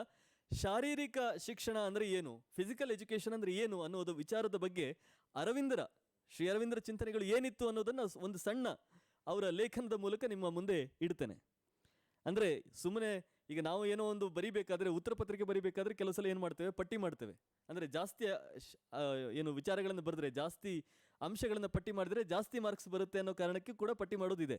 ಆದರೆ ಇವರು ಹಾಗೆ ಸುಮ್ಮನೆ ಒಂದು 5 ಹೆಸರು ಬರೀಬೇಕು ಅಂತ ಬರೆದಿರೋದಲ್ಲ. ಆ ಪ್ರತಿಯೊಂದು ಹೆಸರಿನ ಹಿಂದೆ, ಪ್ರತಿಯೊಂದು ಅಂಶದ ಹಿಂದೆ ಒಂದಷ್ಟು ದೊಡ್ಡ ಒಂದು ಚಿಂತನೆ ಇದೆ. ಈ ಫಿಸಿಕಲ್ ಎಜುಕೇಷನ್ ಅಂತ ಹೇಳಬೇಕಾದ್ರೆ ಏನು, ಫಿಸಿಕಲ್ ಎಜುಕೇಷನ್ ಅಂದರೆ ಏನು ಅನ್ನುವ ಒಂದು ಚಿಂತನೆ ಇದೆ. ಅದೇ ರೀತಿಯಲ್ಲಿ ವೈಟಲ್ ಎಜುಕೇಷನ್ ಅಂದರೆ ಏನು, ಅದಕ್ಕೊಂದು ದೊಡ್ಡ ಚಿಂತನೆ ಇದೆ. ಕೇವಲ ಈ ಫಿಸಿಕಲ್ ಎಜುಕೇಷನ್ ಬಗ್ಗೆನೇ ನಾನು ಹೇಳೋದಾದರೆ, ಅವರು ಹೇಳ್ತಾರೆ, ಒಂದು ಕಡೆ ಒಂದು ಮಾತನ್ನು ಹೇಳ್ತಾರೆ, ಯಾಕೆ ಇದು ಮುಖ್ಯ ಅಂತ ಹೇಳಿದರೆ, it is necessary to make body beautiful in form, ಆಮೇಲೆ harmonious in posture, supple and agile in movement, powerful in its activities, resistant in its health and organic functions ಅಂತ. ಅಂದರೆ ಒಂದು ಶಾರೀರಿಕ ಶಿಕ್ಷಣದಿಂದ ಏನೆಲ್ಲ ಆಗಬೇಕು ಅನ್ನೋ ಒಂದು ವಿಚಾರವನ್ನು ಹೇಳುವಾಗ ಅವರು ಈ ಅಂಶಗಳನ್ನು ಹೇಳ್ತಾರೆ. ಅಲ್ಲಿ ಅವರ ಆಶ್ರಮದಲ್ಲಿ, ಶ್ರೀ ಅರವಿಂದರ ಆಶ್ರಮದಲ್ಲಿ ಒಂದು ಪತ್ರಿಕೆಯನ್ನು ಶುರು ಮಾಡ್ತಾರೆ. ಆ ಪತ್ರಿಕೆ ಹೆಸರು ಬುಲೆಟಿನ್ ಆಫ್ ಫಿಸಿಕಲ್ ಎಜುಕೇಷನ್ ಅಂತ ಹೇಳಿ 1949ರಲ್ಲಿ ಫೆಬ್ರವರಿ ತಿಂಗಳಿನಲ್ಲಿ ಅದರ ಮೊದಲ ಸಂಚಿಕೆ ಬರುತ್ತೆ. ಇದು ತ್ರೈಮಾಸಿಕ, 3 ತಿಂಗಳಿಗೆ ಬರುವಂಥ ಒಂದು ಪತ್ರಿಕೆ. ಅಂದರೆ ಅವರು ಸುಮ್ಮನೆ ಫಿಸಿಕಲ್ ಎಜುಕೇಷನ್ ಕೊಡಬೇಕು ಅಂತ ಸುಮ್ಮನೆ ಹೇಳಿದ್ದಲ್ಲ, ಅದರ ಹಿಂದೆ ಕೂಡ ಒಂದು ಉದ್ದೇಶ ಇದೆ. ಮತ್ತು ಒಂದು ಫಿಸಿಕಲ್ ಎಜುಕೇಷನ್ಗೆ ಸಂಬಂಧಪಟ್ಟ ಒಂದು ಬುಲೆಟಿನನ್ನು ಅವರು ಪ್ರತಿ 3 ತಿಂಗಳಿಗೆ ತರ್ತಾರೆ ಅಂತ ಹೇಳಿದರೆ ಅವರ ಒಂದು ಉದ್ದೇಶ ಎಷ್ಟು ಘನವಾಗಿದೆ ಅನ್ನೋದನ್ನು ಕೂಡ ನಾವು ಯೋಚನೆ ಮಾಡ್ಬೋದು. ಅದರ ಮೊದಲ ಸಂಚಿಕೆಯಲ್ಲಿ ಅವರೊಂದು ಸಣ್ಣ ಒಂದು ಸಂಪಾದಕೀಯವನ್ನು ಬರೀತಾರೆ, ಕೇವಲ 2 ಪುಟಗಳ ಒಂದು ಸಂಪಾದಕೀಯ. ಆ ಸಂಪಾದಕೀಯದ ಕೆಲವು ಅಂಶಗಳನ್ನು ನಿಮ್ಮ ಮುಂದೆ ಇಡ್ತೇನೆ ನಾನು. ಅವ್ರು ಹೇಳ್ತಾರೆ, ಏನು ಶಾರೀರಿಕ ಶಿಕ್ಷಣಕ್ಕೆ ಸಂಬಂಧಿಸಿದ ಚಟುವಟಿಕೆಗಳು ನಾವಂದುಕೊಳ್ಳುತ್ತೇವೆ ಕೇವಲ ಆಟ, ಮನೋರಂಜನೆ. ಮಕ್ಕಳು 4 ಗಂಟೆ ಏನೋ ಬೇರೆ ಓದ್ತಾರೆ, ಗಣಿತ, ವಿಜ್ಞಾನ ಇತ್ಯಾದಿಗಳನ್ನು ಓದ್ತಾರೆ, ಅದರ ಮಧ್ಯದಲ್ಲಿ ಒಂದು 40 ನಿಮಿಷ ಆಟ ಆಡಲಿ, ಅವರಿಗೆ ಮೈಂಡ್ ಫ್ರೀ ಆಗಲಿ ಅಂತ ಹೇಳಿ ನಮ್ಮ ಶಾಲೆಗಳಲ್ಲಿ ಇವತ್ತು ನಾವು ಫಿಸಿಕಲ್ ಎಜುಕೇಷನ್ ಹಾಕ್ತಾ ಇದ್ದೇವೆ. ಆದರೆ ಇದು ಮೇಲ್ನೋಟಕ್ಕೆ ಮಾತ್ರ ಕಾಣುವಂಥ ಒಂದು ವಿಚಾರ. ಆ ಮಕ್ಕಳಿಗೆ ಸ್ವಲ್ಪ ಮೈಕೈ ಸಡಿಲಾಗ್ತದೆ, ಮನಸ್ಸು ಹಗುರ ಆಗ್ತದೆ, ಅವರು ಹೋಗಿ ಆಟದ ಅಂಗಳದಲ್ಲಿ ಆಟ ಆಡಿಕೊಂಡು ಬರ್ತಾರೆ ಅಂತ ಹೇಳುವಂಥದ್ದು ಮೇಲ್ನೋಟಕ್ಕೆ ಕಾಣುವಂಥ ಒಂದು ವಿಚಾರ. ಆದರೆ ಶರೀರದ ಅಂತರ್ಗತ ಉತ್ಸಾಹ ಅನ್ನೋದು ಏನಿದೆ, ಆ ಮನುಷ್ಯನಿಗೆ ಲವಲವಿಕೆ ಹುಟ್ಟಬೇಕಲ್ಲ, ಅಂತಹ ಅಂತರ್ಗತ ಉತ್ಸಾಹಕ್ಕೆ, ಕ್ರಿಯಾಶೀಲತೆಯ ಸ್ವಾಭಾವಿಕ ಪ್ರವೃತ್ತಿಗೆ, ಶರೀರದ ಆರೋಗ್ಯ ಶಕ್ತಿಗಳನ್ನು ಉಳಿಸಿ ಬೆಳೆಸುವುದಕ್ಕೆ ಇದು ಕಾರಣವಾಗ್ತದೆ. ಆಮೇಲೆ ಯುದ್ಧ ಕಾಲದಲ್ಲೂ ಶಾಂತಿ ಕಾಲದಲ್ಲೂ ಮಾನವ ಜನಾಂಗ ಅತ್ಯವಶ್ಯವಾಗಿ ಕೆಲವೊಂದು ಅಭ್ಯಾಸಗಳನ್ನು, ಶಕ್ತಿಗಳನ್ನು, ಗುಣಗಳನ್ನು ಬೆಳೆಸಿಕೊಳ್ಳಬೇಕು. ಯುದ್ಧ ಕಾಲದಲ್ಲಿ ಇರಲಿ, ಶಾಂತಿ ಕಾಲದಲ್ಲಿ ಇರಲಿ. ನಾವು ಯುದ್ಧ ಕಾಲದಲ್ಲಿ ಮಾತ್ರ ಬಂದೂಕು ಹಿಡಿತೇವೆ ಅಂತ ಯಾರೂ ಹೇಳೋದಿಲ್ಲ. ಸೈನಿಕರು ಯುದ್ಧ ಬಂದಾಗ ನಾವು ಬಂದೂಕು ಹಿಡಿತೇವೆ ಅಂತ ಅವರು ಶಸ್ತ್ರಾಭ್ಯಾಸ ಮಾಡದೆ ಕೂತ್ಕೊಳ್ಳೋದಿಲ್ಲ. ಅವರು ಶಾಂತಿ ಕಾಲದಲ್ಲೂ ಕೂಡ ಅವರ ಅಭ್ಯಾಸವನ್ನು ನಿರಂತರವಾಗಿ ಮಾಡ್ತಾನೆ ಇರಬೇಕಾಗತ್ತೆ. ಆ ಒಂದು ನಿರಂತರವಾದ ಅಭ್ಯಾಸ ಏನಿರುತ್ತೆ ಅದಕ್ಕೆ 3 ಗುಣಗಳು ಇರಬೇಕು ಅಂತ. ಯಾವುದು ಅಂತ ಹೇಳಿದರೆ ಅವರು ಹೇಳ್ತಾರೆ, ಅಭ್ಯಾಸ, ಶಕ್ತಿ, ಗುಣ. ಅದು ನಿರಂತರವಾಗಿ ಅಭ್ಯಾಸವನ್ನು ಮಾಡಬೇಕು ಮತ್ತು ಅದರಲ್ಲಿ ಶಕ್ತಿಯನ್ನು ಪ್ರದರ್ಶನ ಮಾಡಬೇಕು. ಸುಮ್ಮನೆ ಶಕ್ತಿ ಇಲ್ಲದೆ ನಾವು ಅಭ್ಯಾಸ ಮಾಡಿದರೆ ಪ್ರಯೋಜನ ಇಲ್ಲ. ಈಗ ನಮಗೆ ಆಗೋದಿಲ್ಲ, ಕೂತ್ಕೊಳ್ಳೋದಕ್ಕಾಗೋದಿಲ್ಲ, ನಾವು ಅರ್ಧ ಗಂಟೆ ದಿನ ಯೋಗ ಮಾಡ್ತೇವೆ ಅಂತ ಹೇಳಿದರೆ ಪ್ರಯೋಜನ ಇಲ್ಲ. ನೀವು ಯೋಗ ಮಾಡ್ತಿದ್ದೀರಿ ಅಂತ ಹೇಳಿದರೆ ನಿಮಗೆ ಆ ಶಕ್ತಿ, ಒಂದು ದೈಹಿಕ ಶಕ್ತಿ ಇರಬೇಕು ಅಂತ ಅರ್ಥ. ಮತ್ತು ಗುಣ, ನಾನು ಸುಮ್ಮನೆ ಒಂದು ಅರ್ಧ ಮುಕ್ಕಾಲು ಗಂಟೆ ಏನೋ ಒಂದು ಮಾಡಿದೆ ಅಂತ ಹೇಳೋದಕ್ಕೂ, ಅದನ್ನು ಬಹಳ ಅದರಲ್ಲಿ ಒಂದು ಕ್ರಿಯೇಟಿವ್ ಆಗಿ ಅದನ್ನು ತುಂಬ ಶಕ್ತಿಯುತವಾಗಿ ಅದರಲ್ಲಿ ಏನೋ ಗುಣ ಇದೆ ಅನ್ನುವ ರೀತಿಯಲ್ಲಿ ಅದನ್ನು ಮಾಡಿದರೆ ಅದಕ್ಕೊಂದು ಪ್ರಯೋಜನ ಇದೆ. ಸುಮ್ಮನೆ ಏನೋ ಒಂದು ಸಾರು ಮಾಡೋದಕ್ಕೂ, ರುಚಿಕಟ್ಟಾದ ಸಾರು ಮಾಡೋದಕ್ಕೂ ವ್ಯತ್ಯಾಸ ಇದೆ. ಸುಮ್ಮನೆ ನಾನು ಅರ್ಧ ಕಿಲೋಮೀಟರ್ ಓಡಿದೆ ಅಂತ ಹೇಳೋದಕ್ಕೂ, ಸರಿಯಾದ ಭಂಗಿಯಲ್ಲಿ ಓಡೋದಕ್ಕೂ ವ್ಯತ್ಯಾಸ ಇದೆ. ಸುಮ್ಮನೆ ನಾನು ಅರ್ಧ ಗಂಟೆ ಓದಿದೆ ಅನ್ನೋದಕ್ಕೂ, ಮನಸ್ಸಿಟ್ಟು ಅಧ್ಯಯನ ಮಾಡುವುದಕ್ಕೆ ವ್ಯತ್ಯಾಸ ಇದೆ. ಹಾಗಾಗಿ ಈ ಗುಣ ಅನ್ನುವ ಅಂಶ ಬಹಳ ಮುಖ್ಯವಾಗಿರಬೇಕು ಅನ್ನೋ ಮಾತನ್ನು ಅವ್ರು ಹೇಳ್ತಾರೆ. ಸೊ ಯುದ್ಧ ಕಾಲದಲ್ಲೂ ಶಾಂತಿ ಕಾಲದಲ್ಲೂ ಈ ರೀತಿಯ ವಿಚಾರಗಳು ನಮ್ಮಲ್ಲಿ ಇರಬೇಕು. ಯಾವುದೇ ಒಂದು ಸಮಾಜ ಈ ಕೆಲಸಗಳನ್ನು ಮಾಡಬೇಕು. ಹಾಗೆಯೇ ರಾಜಕೀಯ ಚಟುವಟಿಕೆಗಳಿಗೆ, ಈ ರಾಜಕೀಯ ಚಟುವಟಿಕೆ ಅಂತ ಹೇಳಿದರೆ ನಾವು ಇವತ್ತಿನ ಸಂದರ್ಭವನ್ನು ಇಟ್ಟುಕೊಂಡು ಪಕ್ಷಾಂತರ ಮಾಡೋದು ಅಥವಾ ಯಾವುದೋ ಭಾಷಣ ಮಾಡೋದು, ಶಂಕುಸ್ಥಾಪನೆ ಮಾಡೋದು ಅದಲ್ಲ. ನಾನು ಹೇಳ್ತಾ ಇರೋದು ಅವರು ಬರೆದ ಕಾಲಕ್ಕೆ ರಾಜಕೀಯ ಚಟುವಟಿಕೆ ಅಂತ ಹೇಳಿದರೆ ಅದೇ ಪ್ರತಿಯೊಬ್ಬನ ಒಂದು ಮುಖ್ಯ ಧ್ಯೇಯವಾಗಿತ್ತು, ಜೀವನ ಧ್ಯೇಯವಾಗಿತ್ತು. ಬ್ರಿಟಿಷರ ವಿರುದ್ಧ ಕೆಲಸ ಮಾಡುವಂಥದ್ದು ರಾಜಕೀಯ ಚಟುವಟಿಕೆ. ಅಂತಹ ರಾಜಕೀಯ ಚಟುವಟಿಕೆಗಳಿಗೆ ಮತ್ತು ಮಾನವ ಜಾತಿಯ ಸಾಮೂಹಿಕ ಪ್ರಯತ್ನಗಳ ಎಲ್ಲ ಕ್ಷೇತ್ರಗಳಲ್ಲಿಯೂ, ಸಾಮೂಹಿಕವಾಗಿ ನಾವು ಕೆಲಸ ಮಾಡುವಂಥ ಎಲ್ಲ ಕ್ಷೇತ್ರಗಳಲ್ಲಿ ಕೂಡ ಅಭ್ಯಾಸ, ಶಕ್ತಿ, ಗುಣಗಳ ಅಗತ್ಯ ಇದೆ ಅನ್ನೋ ಮಾತನ್ನು ಅವ್ರು ಹೇಳ್ತಾರೆ. ಇಲ್ಲಿ ನಾವು ಬಹಳ ಮುಖ್ಯವಾಗಿ ಗಮನಿಸಬೇಕು, ಇದು ಬುಲೆಟಿನ್ ಆಫ್ ಫಿಸಿಕಲ್ ಎಜುಕೇಷನ್, ಅದರ ಮೊದಲ ಸಂಚಿಕೆ, ಅದರ ಸಂಪಾದಕೀಯ. ಅದರಲ್ಲಿ ಅವರು ಹೇಳ್ತಾ ಇರೋದು ಮಕ್ಕಳು ಆಟ ಆಡಬೇಕು ಅನ್ನೋ ವಿಚಾರವನ್ನು ಹೇಳ್ತಾ ಇರೋದು. ಆದರೆ ಅವರು 2ನೇ ವಾಕ್ಯದಲ್ಲಿ ಎಲ್ಲಿಗೆ ಬಂದಿದ್ದಾರೆ ಅಂತ ಹೇಳಿದರೆ ರಾಷ್ಟ್ರೀಯ ಅಂತ ಬರ್ತಾರೆ. ಅಂದರೆ ಯಾವುದೇ ಇರಲಿ, ಮಕ್ಕಳು ಆಟದ ಅಂಗಳದಲ್ಲಿ ಆಡುವಂಥ ವಿಚಾರವನ್ನು ಹೇಳುವಾಗಲೂ ಕೂಡ ಅವರ ಮನಸ್ಸು ಎಲ್ಲಿ ಕೆಲಸ ಮಾಡ್ತಾ ಇದೆ ಅಂತ ಹೇಳಿದರೆ ರಾಷ್ಟ್ರೀಯ, ಈ ದೇಶಕ್ಕೆ ಬೇಕಾಗುವಂಥದ್ದನ್ನು ಏನನ್ನು ನಾವು ಮಾಡಬೇಕು ಅನ್ನೋ ವಿಚಾರವನ್ನೇ ಅವರು ಯೋಚನೆ ಮಾಡ್ತಾ ಇದ್ದಾರೆ ಅನ್ನೋದು ಇಲ್ಲಿ ಬಹಳ ಮುಖ್ಯ. ಆನಂತರ ಅವರು ಹೇಳ್ತಾರೆ, ಶಾರೀರಿಕ ಶಿಕ್ಷಣದ ಈ ರಾಷ್ಟ್ರೀಯ ಸ್ವರೂಪಕ್ಕೆ ನಾನು ವಿಶೇಷ ಮಹತ್ವ ಕೊಡುತ್ತೇನೆ. ಈ ಮಾತನ್ನು ನೇರವಾಗಿ ಹೇಳ್ತಾರೆ. ಶಾರೀರಿಕ ಶಿಕ್ಷಣದ ಈ ರಾಷ್ಟ್ರೀಯ ಸ್ವರೂಪಕ್ಕೆ ನಾನು ಮಹತ್ವ ಕೊಡುತ್ತೇನೆ. ಅಂದರೆ ಮಕ್ಕಳು ಆಟದ ಅಂಗಳದಲ್ಲಿ ಆಡುವುದಕ್ಕೂ ಕೂಡ ಸ್ವಾತಂತ್ರ್ಯ ಹೋರಾಟದ ಒಂದು ಕೆಲಸವನ್ನು ನಾನು ಜೋಡಿಸಬಹುದು ಅನ್ನೋ ಒಂದು ದೂರದೃಷ್ಟಿ ಏನಿದೆ ಅದನ್ನು ನಾವು ಅವರ ಆ ಒಂದು ಮಾತಿನಲ್ಲಿ ನೋಡ್ತೇವೆ. ಇನ್ನು ಆ ಶಾರೀರಿಕ ಶಿಕ್ಷಣದ ಬಗ್ಗೆ ಅವರು ಹೇಳ್ತಾ ಒಂದಷ್ಟು ಅಂಶಗಳನ್ನು ಹೇಳ್ತಾರೆ. ಶಿಸ್ತು, ನೈತಿಕತೆ, ಅಚ್ಚಳಿಯದ ಧೈರ್ಯ, ಕಷ್ಟ ಸಹಿಷ್ಣುತೆ, ಉತ್ಸಾಹಯುತ ಚಟುವಟಿಕೆ, ಹೊಣೆ ಹೊತ್ತು ಕೆಲಸ ಮಾಡುವಿಕೆ, ಈ ಗುಣಗಳನ್ನು ಬೆಳೆಸುವುದಷ್ಟೇ ಅಲ್ಲ, ಅನಿವಾರ್ಯವಾಗಿ ಅವು ಉಂಟಾಗುವಂತೆ ಮಾಡುತ್ತದೆ. ಈ ಶಾರೀರಿಕ ಶಿಕ್ಷಣ ಅಂತ ಹೇಳುವಂಥದ್ದು ಸುಮ್ಮನೆ ನಿಮ್ಮಲ್ಲಿ ಬೆಳೆಸುವುದು ಮಾತ್ರ ಅಲ್ಲ, ನೀವು ಅದನ್ನು ಅನಿವಾರ್ಯವಾಗಿ ನೀವು ಅದನ್ನು ತೊಡುವ ಹಾಗೆ, ನೀವು ಅದನ್ನು ಧರಿಸುವ ಹಾಗೆ ಮಾಡುತ್ತೆ. ಯಾವುದೆಲ್ಲ ಗುಣಗಳು ಅಂತ ಹೇಳಿದರೆ, ಶಿಸ್ತು. ನಾನು ಕೇವಲ ಆಟದಲ್ಲಿ ಮಾತ್ರ ಶಿಸ್ತಾಗಿರ್ತೇನೆ ಅಂತ ಯಾರು ಹೇಳೋದಿಲ್ಲ. ಆಟಗಾರರ ಜೀವನವನ್ನು ನೀವು ನೋಡಿದರೆ ಅವರ ಇಡೀ ಜೀವನವೇ ಶಿಸ್ತುಬದ್ಧವಾಗಿರಬೇಕು.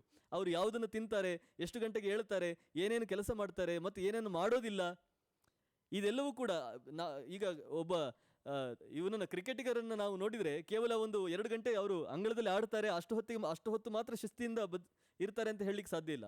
ಅವರ ಆಹಾರದಲ್ಲಿ ಶಿಸ್ತು ಬೇಕು, ಅವರ ಬದುಕಿನ ಶೈಲಿಯಲ್ಲಿ ಶಿಸ್ತು ಬೇಕು, ಎಷ್ಟು ಗಂಟೆಗೆ ಹೇಳ್ತಾರೆ, ಎಷ್ಟು ಗಂಟೆ ಮಲಗ್ತಾರೆ ಅನ್ನುವ ಪ್ರತಿಯೊಂದು ವಿಚಾರದಲ್ಲೂ ಶಿಸ್ತು ಬೇಕು. ಒಟ್ಟಾರೆಯಾಗಿ ಹೇಳುವುದಾದರೆ ಅವರ ಇಡೀ ಜೀವನವೇ ಒಂದು ಶಿಸ್ತಿನ ಕ್ರಮಕ್ಕೆ ಒಳಪಡಬೇಕಾಗತ್ತೆ.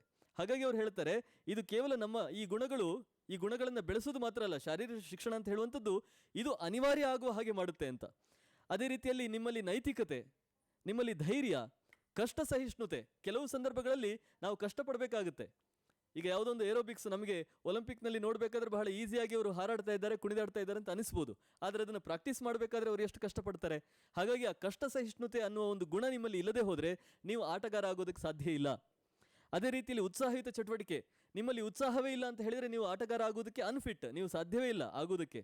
ಆಮೇಲೆ ಹೊಣೆ ಹೊತ್ತು ಕೆಲಸ ಮಾಡುವಿಕೆ, ನಿಮ್ಮನ್ನು ಬ್ಯಾಟ್ ಕೊಟ್ಟು ಕಳಿಸಿದ ಮೇಲೆ ನಿಮ್ಮ ಹೆಗಲ ಮೇಲೆ ಹೊಣೆ ಇದೆ. ಈ ತಂಡವನ್ನು ನಾನು ಗೆಲ್ಲಿಸಬೇಕು, ನಾನು ಇಷ್ಟು ರನ್ಗಳನ್ನು ತೆಗಿಲೇಬೇಕು ಅನ್ನೋ ಹೊಣೆಗಾರಿಕೆ ಇದೆ. ಇದು ಪ್ರತಿಯೊಂದು ಆಟದಲ್ಲೂ ಇರುವಂಥದ್ದು. ಆಟಗಾರನನ್ನು ಒಮ್ಮೆ ಅಂಗಳಕ್ಕೆ ಇಳಿಸಿದ ಮೇಲೆ ಆತ ತನ್ನ ಹೆಗಲ ಮೇಲೆ ಅನಿವಾರ್ಯವಾಗಿ ಆ ಹೊಣೆಯನ್ನು ಹೊತ್ತುಕೊಳ್ಬೇಕಾಗತ್ತೆ. ಸೊ ಹೀಗಾಗಿ ಈ ಎಲ್ಲ ಗುಣಗಳನ್ನು ಅದು ಬೆಳೆಸ್ತದೆ ಮತ್ತು ಅದು ನಿಮ್ಮ ಜೀವನದ ಒಂದು ಅನಿವಾರ್ಯ ಭಾಗವಾಗುವ ಹಾಗೆ ಮಾಡುತ್ತೆ ಅನ್ನುವ ಮಾತನ್ನು ಅವರು ಹೇಳ್ತಾರೆ. ಹಾಗೆಯೇ ಕೌಶಲ್ಯ, ದೃಢ ಸಂಕಲ್ಪ, ನಾನು ಗೆಲ್ಲಲೇಬೇಕು ಅನ್ನೋ ಸಂಕಲ್ಪ. ನಾನು ಗೆದ್ರು ಓಕೆ ಸೋತ್ರು ಓಕೆ ಅಂತ ಹೇಳುವನು ಆಟಗಾರ ಆಗಲಿಕ್ಕೆ ಸಾಧ್ಯ ಇಲ್ಲ. ಅವನ ಅಂಗಳಕ್ಕೆ ಇಳಿದ ಮೇಲೆ ನಾನು ಗೆಲ್ಲಲೇಬೇಕು ಅಂತ ಅವನು ಹೋರಾಟ ಮಾಡಬೇಕಾಗುತ್ತೆ. ಅದೇ ರೀತಿಯಲ್ಲಿ ಅಲ್ಪಾವಕಾಶದಲ್ಲಿ ನಿರ್ಣಯಕ್ಕೆ ಬಂದು ಕಾರ್ಯರೂಪಕ್ಕೆ ಇಳಿಸುವ ಹದ. ನೋಡಿ, ಬಹಳ ಎಷ್ಟು ಅದ್ಭುತವಾಗಿ ಹೇಳ್ತಾರೆ. ಆಟದಲ್ಲಿ ನಿಮಗೆ ತಂಡದವ್ರನ್ನ ಕೂರಿಸಿಕೊಂಡು 1/2 ಗಂಟೆ ಚಿಂತನೆ ಮಾಡಿ ಮುಂದಿನ ನಡೆ ಹೇಗಿರಬೇಕು ಅಂತ ಯೋಚನೆ ಮಾಡಲಿಕ್ಕೆ ಅಲ್ಲಿ ಸಮಯ ಇಲ್ಲ. ಎದುರಾಳಿ ಏನೋ ಒಂದು ತಂತ್ರವನ್ನು ಹೊಡಿತಾ ಇದ್ದಾನೆ, ಅದಕ್ಕೆ ಪ್ರತಿತಂತ್ರವನ್ನು ನೀವು ಹೂಡಬೇಕು. ಅದೇ ಕ್ಷಣದಲ್ಲಿ, ಅದೇ ಸೆಕೆಂಡಿನಲ್ಲಿ ನೀವು ಹೂಡಬೇಕು. ನೀವು ಫುಟ್ಬಾಲ್ನಲ್ಲಿ ನೋಡಿದರೆ ಆ ಒಂದು ಬಾಲು ನಿಮ್ಮ ಕೈಗೆ, ನಿಮ್ಮ ಕಾಲಿಗೆ ಬಂದು ಆ ಕಡೆ ಹೋಗೋದಕ್ಕೆ ಕೆಲವು ಮಿಲಿಸೆಕೆಂಡುಗಳಷ್ಟೇ. ಆ ಮಿಲಿಸೆಕೆಂಡ್ಗಳಲ್ಲಿ ನೀವು ನಿಮ್ಮ ನಿರ್ಧಾರವನ್ನು ಮಾಡಬೇಕು. ಈ ಬಾಲನ್ನು ನಾನು ಯಾವ ಕಡೆ ಹೊಡಿಬೇಕು ಅನ್ನೋದನ್ನು ನೀವು ನಿರ್ಧಾರ ಮಾಡುವ ಸಮಯ ಅತ್ಯಲ್ಪವಾಗಿರುತ್ತೆ. ಹಾಗಾಗಿ ಅಲ್ಪಾವಕಾಶದಲ್ಲಿ ನಿರ್ಣಯಕ್ಕೆ ಬಂದು ಕಾರ್ಯರೂಪಕ್ಕೆ ಇಳಿಸುವ ಹದ. ಅಲ್ಪಾವಕಾಶದಲ್ಲಿ ನಿರ್ಣಯಕ್ಕೆ ಬಂದರೂ ಕೂಡ ನೀವು ಕಾರ್ಯರೂಪಕ್ಕೆ ಇಳಿಸಿಲ್ಲ ಅಂತ ಹೇಳಿದರೆ ಅದು ವೇಸ್ಟ್. ಹಾಗಾಗಿ ನಿರ್ಣಯವನ್ನು ಮಾಡಬೇಕು, ಕಾರ್ಯರೂಪಕ್ಕೆ ಇಳಿಸಬೇಕು. ಮತ್ತು ಪ್ರಸಂಗಾವಧಾನ ಅಂತ ಹೇಳಿದರೆ ಪ್ರತ್ಯುತ್ಪನ್ನ ಮತಿತ್ವ. ಎದುರುಗಡೆಯವನು ಏನು ಮಾಡ್ತಾನೆ ಅದಕ್ಕೆ ಪ್ರತಿತಂತ್ರವನ್ನು ಹೊಡೆಯುವಂಥದ್ದು. ಅದನ್ನು ನೀವು ಯಾವ ಆಟದಲ್ಲಿ ಬೇಕಾದ್ರೂ ನೋಡ್ಬೋದು. ಕ್ರಿಕೆಟ್ನಲ್ಲಿ ಅವನು ಬೇರೆ ಬೇರೆ ರೀತಿಯ ಬೌಲಿಂಗ್ ಮಾಡಿದಾಗ ನೀವು ಅದಕ್ಕೆ ತಕ್ಕ ಹಾಗೆ ನೀವು ಬ್ಯಾಟಿಂಗನ್ನು ಮಾಡಬೇಕಾಗುತ್ತೆ. ಅಥವಾ ನೀವು ಯಾವುದೇ ಆಟವನ್ನು ತಗೊಂಡ್ರೂ ಕೂಡ ಎದುರಾಳಿಯ ತಂತ್ರವನ್ನು ನೀವು ಕ್ಷಣ ಮಾತ್ರದಲ್ಲಿ ಗ್ರಹಿಸಿ ಅದಕ್ಕೆ ತಕ್ಕ ಪ್ರಸಂಗಾವಧಾನ, ಅದಕ್ಕೆ ತಕ್ಕ ಪ್ರತಿತಂತ್ರವನ್ನು ನೀವು ಮಾಡಬೇಕಾಗುತ್ತೆ. ಈ ಇಷ್ಟೂ ಗುಣಗಳನ್ನು ಆಟ ನಮ್ಮ ಜೀವನದಲ್ಲಿ ನೋಡಿ, ಅವರು ಆಟದ ವಿಷಯ ಹೇಳ್ತಾ ಇದ್ದಾರೆ, ಆದರೆ ಕೇವಲ ಅಂಗಳದ ವಿಚಾರ ಹೇಳ್ತಾ ಇಲ್ಲ, ಜೀವನದ ಬಗ್ಗೆ ಹೇಳ್ತಾ ಇದ್ದಾರೆ. ಈ ಎಲ್ಲ ಗುಣಗಳನ್ನು ಆಟ ನಮ್ಮ ಜೀವನದಲ್ಲಿ ನಮಗೆ ಆಗುವ ಹಾಗೆ ಮಾಡುತ್ತೆ ಅಂತ ಹೇಳಿ. ಆಮೇಲೆ ಮನಸ್ಸಿನ ವಿಚಾರದ ಮಾರ್ಗದರ್ಶನವಿಲ್ಲದೆ ಶರೀರವು ಸಹಜ ಪ್ರವೃತ್ತಿಯಿಂದ ಆಯಾ ಸಂದರ್ಭಗಳಲ್ಲಿ ಏನು ಬೇಕೆಂಬುದನ್ನು ತನ್ನಷ್ಟಕ್ಕೇ ತಾನೇ ತಿಳಿದುಕೊಂಡು ಮಾಡಬಲ್ಲ ಅರಿವನ್ನು ಶಾರೀರಿಕ ಶಿಕ್ಷಣದಿಂದ ನಾವು ಪಡೆಯುತ್ತೇವೆ. ಇದು ಬಹಳ ಮುಖ್ಯವಾದ ಅಂಶ. ಒಬ್ಬ ನಿರಂತರವಾಗಿ ಅಭ್ಯಾಸವನ್ನು, ಯೋಗವನ್ನು, ಯಾವುದನ್ನು ಒಂದು ಶಾರೀರಿಕವಾದಂಥ ಒಂದು ಅಭ್ಯಾಸವನ್ನು ಮಾಡುವ ವ್ಯಕ್ತಿಗೆ ತನ್ನ ದೇಹದಲ್ಲಿ ಏನು ನಡೀತಾ ಇದೆ, ತನ್ನ ಕಾಲಿಗೆ ಏನು ಬೇಕು, ತನ್ನ ಕೈಗೆ ಏನು ಬೇಕು, ತನ್ನ ಹೆಗಲಿಗೆ ಏನು ಬೇಕು, ತನ್ನ ಬೆನ್ನಿಗೆ ಏನು ಬೇಕು ಅನ್ನೋದು ಆತನಿಗೆ ಗೊತ್ತಾಗ್ತದೆ. ಅಥವಾ ನನಗಿವತ್ತು ಜಾಸ್ತಿ ಸುಸ್ತಾಗಿದೆ, ಅಥವಾ ನಾನಿವತ್ತು ಜಾಸ್ತಿ ಕೆಲಸ ಮಾಡಬೇಕು ಅನ್ನುವ ಒಂದು ಅರಿವು ಅವನಿಗೆ ತನ್ನ ದೇಹದಲ್ಲಿ ತನಗೇ ಗೊತ್ತಾಗ್ತದೆ. ಅಂತಹ ಒಂದು ಅರಿವನ್ನು ಹುಟ್ಟಿಸುವ ಕೆಲಸವನ್ನು ಕೂಡ ಈ ಶಾರೀರಿಕ ಒಂದು ಶ್ರಮ ಮಾಡುತ್ತದೆ. ಸುಮ್ಮನೆ ಅವರಿಗೆ ಕಾಲು ನೋವಾದರೂ ಗೊತ್ತಾಗೋದಿಲ್ಲ, ಅಥವಾ ಕಾಲಿಗೆ ಚಟುವಟಿಕೆ ಬೇಕು ಅಂದರೂ ಗೊತ್ತಾಗೋದಿಲ್ಲ, ಏನೂ ಗೊತ್ತಾಗೋದಿಲ್ಲ. ಆದರೆ ನಿರಂತರವಾಗಿ ಶಾರೀರಿಕ ಕೆಲಸವನ್ನು ಮಾಡ್ತಾ ಇರುವವನಿಗೆ ತನ್ನ ದೇಹದಲ್ಲಿ ಏನಾಗ್ತಾ ಇದೆ ಆ ಸೂಕ್ಷ್ಮಗಳು ಅವನಿಗೆ ಬಹಳ ಬೇಗ ಅರಿವಿಗೆ ಬರುತ್ತೆ ಅನ್ನೋ ವಿಚಾರವನ್ನು ಯೋಗಿ ಅರವಿಂದರು ಹೇಳ್ತಾರೆ. ಆಮೇಲೆ ಸ್ಪೋರ್ಟಿಂಗ್ ಸ್ಪಿರಿಟ್, ನಾವು ಆಟಗಾರಿಕೆಯ ಗುಣ ಅಂತ ಏನು ಹೇಳ್ತೇವೆ, ಆ ಒಂದು ಉತ್ಸಾಹ ಅದನ್ನು ಕೊಡುವಂಥದ್ದು. ಸಹಿಷ್ಣುತೆ, ಎಷ್ಟೋ ಸಲ ನಾವು ಸೋಲ್ತೇವೆ, ಸೋತಾಗ ನಾವು ಅತ್ತು ಕೂಗಿ ರಂಪರೂಢಿ ಮಾಡಬೇಕಾದ ಅವಶ್ಯಕತೆ ಇಲ್ಲ. ಸೋತವನು ಮತ್ತೆ ಗೆಲ್ತಾನೆ ಅನ್ನುವ ಸಹಿಷ್ಣುತೆ ಬೇಕು. ಆ ಸಹಿಷ್ಣುತೆಯನ್ನು ಕೂಡ ಆಟ ನಮಗೆ ಕಲಿಸಿಕೊಡ್ತದೆ. ಸರ್ವರ ಬಗ್ಗೆ ಕಳಕಳಿ, ಇನ್ನೊಬ್ಬ ಆತ ತನ್ನ ಎದುರಾಳಿ ಆಗಿರಬಹುದು ಅಥವಾ ತನ್ನ ಸಹ ಆಟಗಾರ ಆಗಿರಬಹುದು, ಆತನ ಬಗ್ಗೆ ಕೂಡ ಕಳಕಳಿ, ಆತನ ಬಗ್ಗೆ ಕೂಡ ಸಹಾನುಭೂತಿಯನ್ನು ತೋರಿಸುವಂಥ ಒಂದು ಮನಸ್ಥಿತಿ, ಅದನ್ನು ನಾವು ಆಟದಲ್ಲಿ ನಾವು ಅದನ್ನು ಮಾಡಿಕೊಳ್ಳಬಹುದು. ಹುರಿಯಾಳುಗಳ ಮತ್ತು ಪ್ರತಿಸ್ಪರ್ಧಿಗಳ ಬಗ್ಗೆ ಸ್ನೇಹ ಭಾವ. ನೋಡಿ, ಅವನು ಎದುರಾಳಿ ಆಗಿರಬಹುದು, ಆದರೆ ಆಟದಂಗಳದಲ್ಲಿ ಮಾತ್ರ ಆತ ನನ್ನ ಎದುರಾಳಿ. ಹಾಗಂತ ಹೇಳಿ ಅವನು ಆಟದಲ್ಲಿ ನನ್ನ ಎದುರು ಟೀಮ್ನಲ್ಲಿದ್ದ ಅಂತ ಹೇಳಿ ನಾನು ಅವನನ್ನು ಜೀವನ ಪೂರ್ತಿ ನಾನು ದ್ವೇಷ ಮಾಡಬೇಕಾದ ಅವಶ್ಯಕತೆ ಇಲ್ಲ. ಹಾಗಾಗಿ ಆ ಸ್ನೇಹ ಭಾವವನ್ನು ಕಲಿಸಿಕೊಡುವಂಥದ್ದು ಮತ್ತು ಯೋಗ್ಯ ದೃಷ್ಟಿಕೋನ. ನಾನು ಮುಂದೆ ಏನು ಮಾಡಬೇಕು, ಮುಂದಿನ 10 ನಿಮಿಷಗಳಲ್ಲಿ ನನ್ನ ಕೆಲಸ ಹೇಗಿರಬೇಕು, ನನ್ನ ನಡೆ ಹೇಗಿರಬೇಕು, ನನ್ನ ಪ್ರತಿತಂತ್ರ ಹೇಗಿರಬೇಕು ಅನ್ನೋದನ್ನು ಪ್ರತಿಯೊಂದನ್ನು ಕೂಡ ಸರಿಯಾದ ರೀತಿಯಲ್ಲಿ ನೋಡುವಂಥ ಒಂದು ದೃಷ್ಟಿಕೋನವನ್ನು ಬೆಳೆಸುವಂಥ ಒಂದು ಕೆಲಸವನ್ನು ಅದು ಮಾಡ್ತದೆ. ಸಂಯಮ, ನಾನಾಗಲೇ ಹೇಳಿದ ಹಾಗೆ ಈಗಲ್ಲದಿದ್ದರೆ ಮತ್ತೊಂದು, ಇವತ್ತಲ್ಲದಿದ್ದರೆ ನಾಳೆ ಅನ್ನುವ ರೀತಿಯಲ್ಲಿ ನಾವು ಕೆಲವು ಸಲ ಸಂಯಮದಿಂದ ಆಟ ಆಡಬೇಕಾದಂಥ ಅವಶ್ಯಕತೆ ಕೂಡ ಇರ್ತದೆ. ಆಟದ ನಿಯಮಗಳನ್ನು ತಪ್ಪದೆ ಪಾಲಿಸುವ ಗುಣ, ಇದು ಬಹಳ ಮುಖ್ಯ. ಎಷ್ಟೋ ಸಲ ನಾವು ಆಟದ ನಿಯಮಗಳನ್ನು ತಪ್ಪಿ ನನಗೆ ಬೇಕಾದಾಗೆ ಆಟ ಆಡ್ತೇನೆ ಅಂತ ಹೇಳಿದರೆ ಯಾರೂ ಒಪ್ಕೊಳ್ಳೋದಿಲ್ಲ. ಎಲ್ಲರೂ ಸೇರಿ ಆಟ ಆಡ್ತಾ ಇರುವಾಗ ಆಟದ ನಿಯಮಗಳನ್ನು ಎಲ್ಲರೂ ಒಪ್ಪಬೇಕಾಗುತ್ತೆ ಮತ್ತು ಎಲ್ಲರೂ ಅದಕ್ಕೆ ಬದ್ಧರಾಗಿ ಕೆಲಸ ಮಾಡಬೇಕಾಗುತ್ತೆ, ಆಟ ಆಡಬೇಕಾಗುತ್ತೆ. ಮತ್ತು ಯಶಸ್ವಿ ಸ್ಪರ್ಧಾಳುಗಳ ಬಗ್ಗೆ ಕೋಪ, ತಾಪ, ಉದ್ವಿಗ್ನತೆಗಳನ್ನು ಉಂಟು ಮಾಡಿಕೊಳ್ಳದೆ ಸೋಲು ಗೆಲುವುಗಳು ಎರಡನ್ನೂ ಕೂಡ ಸಮಭಾವದಿಂದ ಸ್ವೀಕರಿಸುವುದು, ಇದು ಎಲ್ರಿಗೂ ಗೊತ್ತಿರುವಂಥದ್ದೇ. ಆಮೇಲೆ ನ್ಯಾಯಾಧೀಶರ ನಿರ್ಣಯವನ್ನು, ನ್ಯಾಯಾಧೀಶರು ಅಂತ ಹೇಳಿದರೆ ಇಲ್ಲಿ ಅಂಪೈರ್ ಇರಬಹುದು ಅಥವಾ ಕೋಚ್, ಇದು ಅದರ ಆ ಒಂದು ಆಟದ ನಿರ್ಣಯವನ್ನು ಹೇಳುವಂಥವನಿರಬಹುದು. ಅಂತಹ ನಿರ್ಣಾಯಕರ, ನ್ಯಾಯಾಧೀಶರ ನಿರ್ಣಯವನ್ನು ಮರು ಮಾತಿಲ್ಲದೆ ಅಂಗೀಕರಿಸುವುದು. ಎಷ್ಟೋ ಸಂದರ್ಭಗಳಲ್ಲಿ ನಮಗೆ ಜೀವನಕ್ಕೆ ಕೂಡ ಬಹಳ ಬೇಕಾಗುವಂಥ ಈ ಮಾತು. ಮನೆಯಲ್ಲಿ ನಮಗೇನೋ ಭಿನ್ನಾಭಿಪ್ರಾಯ ಇರಬಹುದು, ಆದರೆ ಕೊನೆಗೆ ಅಂತಿಮವಾಗಿ ಯಾರು ಹಿರಿಯರಿದ್ದಾರೆ ಅವರು ಒಂದು ಮಾತು ಹೇಳಿದ ಮೇಲೆ ಇಡೀ ಮನೆಯ ಎಲ್ಲ ಸದಸ್ಯರು ಕೂಡ ಅದನ್ನು ಅನುಸರಿಸುವಂಥ ಒಂದು ಕ್ರಮ. ಇದೆಲ್ಲವೂ ಕೂಡ ಈ ಇಷ್ಟೂ ಗುಣಗಳನ್ನು ಒಂದು ಆಟ ನಮಗೆ ಕಲಿಸಿಕೊಡ್ತದೆ, ಒಂದು ಶಾರೀರಿಕ ಶ್ರಮ ನಮಗೆ ಕಲಿಸಿಕೊಡ್ತದೆ ಅನ್ನುವ ಮಾತನ್ನು ಶ್ರೀ ಅರವಿಂದರು ಹೇಳ್ತಾರೆ. ಆಮೇಲೆ ಕೊನೆಯದಾಗಿ ನೋಡಿ, ಬಹಳ ಒಂದು ಏನು ನಾವು ಫೈನಲ್ ಇದೊಂದು ನೋಟ್ ಅಂತ ಹೇಳ್ಬೋದು. ಈ ಗುಣಗಳು ರಾಷ್ಟ್ರೀಯ, ಅಂತಾರಾಷ್ಟ್ರೀಯ ಮಟ್ಟದಲ್ಲೂ ಬೆಳೆದರೆ ವಿರೋಧದ ದೃಶ್ಯ ಮಾಯವಾಗುತ್ತದೆ. ಸೊ ಇಷ್ಟನ್ನೂ ಕೂಡ ನೀವು, ನಾನು ಹೇಳಿದ ಇಷ್ಟು ಅಂಶಗಳನ್ನು ನೀವೀಗ ರಾಷ್ಟ್ರದ ಸ್ವಾತಂತ್ರ್ಯ ಹೋರಾಟಕ್ಕೆ ನೀವು ಅನ್ವಯಿಸಿ ನೋಡಿದರೆ ಅಷ್ಟು ಜನ ಸ್ವಾತಂತ್ರ್ಯ ಹೋರಾಟಗಾರರು ಯಾವ ರೀತಿ ಕೆಲಸ ಮಾಡಬೇಕು ಅನ್ನೋದನ್ನು ಹೇಳ್ತಾ ಇದ್ದಾರೆ. ಇವರು ಆಟದ ಬಗ್ಗೆ ಹೇಳ್ತಾ ಇಲ್ಲ, ಆಟದ ಅಂಗಳದ ಬಗ್ಗೆ ಹೇಳ್ತಾ ಇಲ್ಲ, ಎರಡು ತಂಡಗಳು ಹುಡುಗರು ಆಟ ಆಡುವ ಬಗ್ಗೆ ಹೇಳ್ತಾ ಇಲ್ಲ.